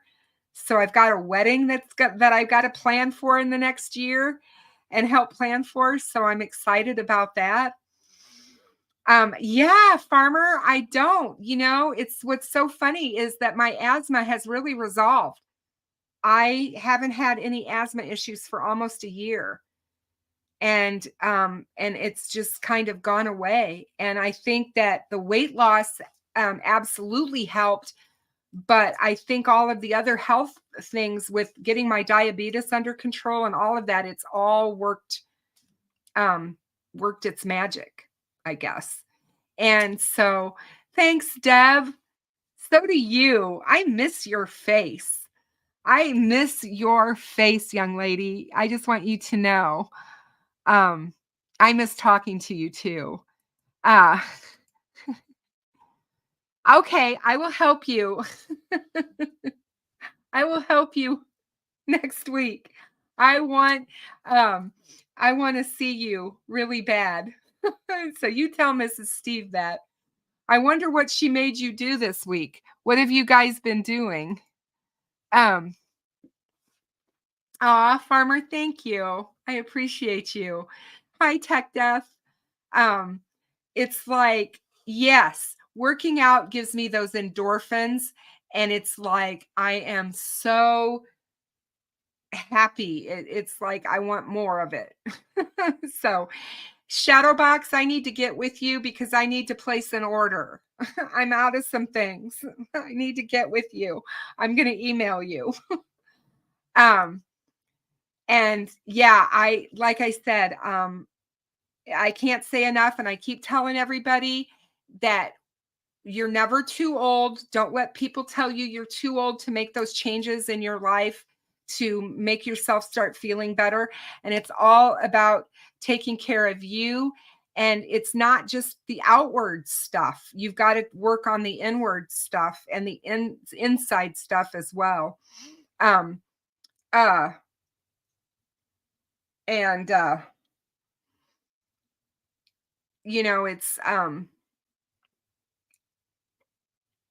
I don't know, it's positivity. And I know it's hard, and I know sometimes I'm really super positive and stuff, and it's not always the way. I made a post before I came on live to let you guys know why I didn't do a live yesterday, why I didn't do a live with Susan yesterday. I didn't do a live yesterday because it was my son Adam's birthday. And that day was really hard for me. Yesterday was a really hard day for me. A lot of tears. My daughter wanted me to send her all these digital pictures of her brother, and I was trying to get that put together because she wanted to do a TikTok for him. And I cried while I was doing it, and I was trying to get through that. I was just having a really crappy day, and I think it was around noon, and my phone went off, and I was like, and I looked at my phone, and it was GonZo.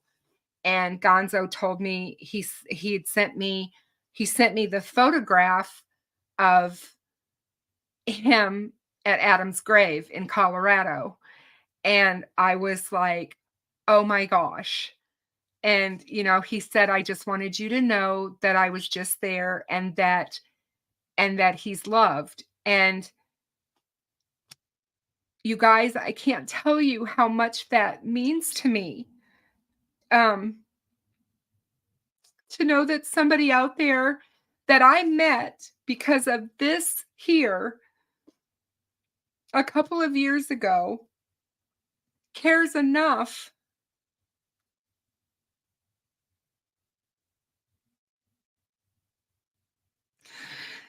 to go to his grave for me.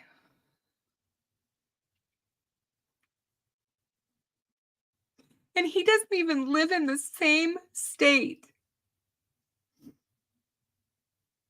But he did, and it's not the first time he's done it. He's been there multiple times in the last couple of years.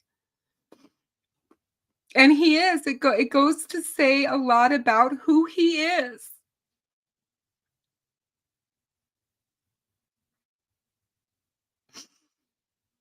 He's a really good friend. He's a really good guy. And sorry guys. And I do love him. I do. He's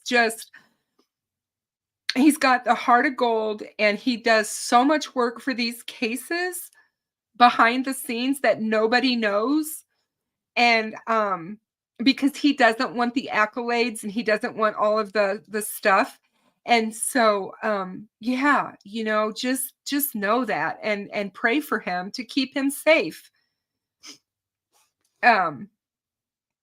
So yeah, but sorry guys, I didn't mean to get all teary. And Mary, big hugs to you. I didn't know when I met you that you lost your son. I didn't know we had that in common. But yeah, real life, real GonZo. For those of you that don't know who he is amazing. He's just an amazing guy. And yeah, I can't say enough about him. Very cool guy. And he's out there living the life. He's living the dream, you guys, because, he's a runner and he does all kinds of stuff, crazy stuff. He rides his motorcycle. He walks on bridges. He mountain climbs. He swims in the winter. Oh, love you too, Frank Meister. I love all of you guys so much. And you're all part of my life and part of my world. And we've been here for a couple of years together. And I hope that we can continue to follow these cases. And this case particularly, don't lose sight of what Susan and I talked about tonight. Justice is coming, you guys. Justice is coming. And yeah, you can follow him. You can follow GonZo. He has a channel on YouTube, and you can follow him. If one of my wonderful moderators will put his channel in the chat, I would appreciate it. I know Frank Meister mentioned that we need to get with Randy and have a walk soon, another walk soon for the girls before the trial. And I hope that can happen, because I like that we can all get together. But seriously, you guys, if you haven't been able to get to Delphi and you at all have a chance to do it, try to come to the next walk, because it's worth it. I know that some of you live far, far away and it can't happen. But if you do live closer, try to make a point of coming out, because it gives you a whole different perspective on the case when you actually go there and you see this small little community, and you see where these girls were and where these girls grew up. They have Bees 9. They have not set the date, but I will let you know.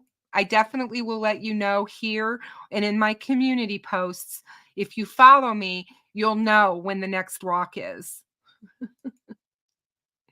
The after party live stream is going to be at Frank Meister's or Mr. Steve. Oh my God, you guys, I love you all so much.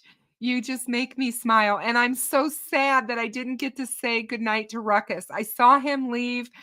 Ruckus has to be in bed at an early time, or he turns into a pumpkin. I firmly believe that. He goes to bed super early. And granted, I'm in the Midwest, so I'm in the Central time zone. And Steve and Ruckus are both in the Eastern time zone, the same as Susan. So yeah, you know, but yeah, I like the after parties. I like when we can all get together. I miss True Crime Web's Steve's midnight, what were those called? What did he call those? The midnights that he would, the Waffle House midnight things that he used to do. Farmer, what is those called? Is Steve still in here? I miss those. They were fun, and he's funny. They both are funny. And I do the late shift. Thank you. Yeah, the late shift with Steve. There he is. There's my buddy. He once witnessed Ruckus stay awake for 47 minutes. That must have been something. Yes, I know. He used to work nights. He used to work in the middle of the night. So he's used to being up like that. Yeah. Yeah. Ruckus is some pumpkin. He is. I love him. I love Ruckus to death. And I love Steve too. And they know that. They both know it. So I think it would be fun to go to a Waffle House with Mr. Steve. I don't drink coffee, but I'd still go. I would.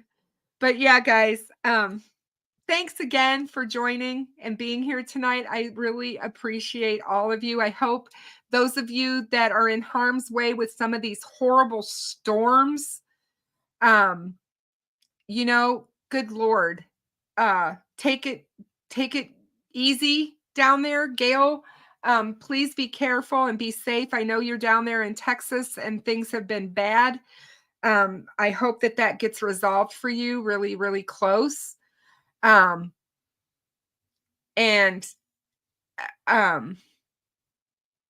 just take care of yourselves out there. It looks like Frank's going to go live when I'm done. So everybody haul on over there and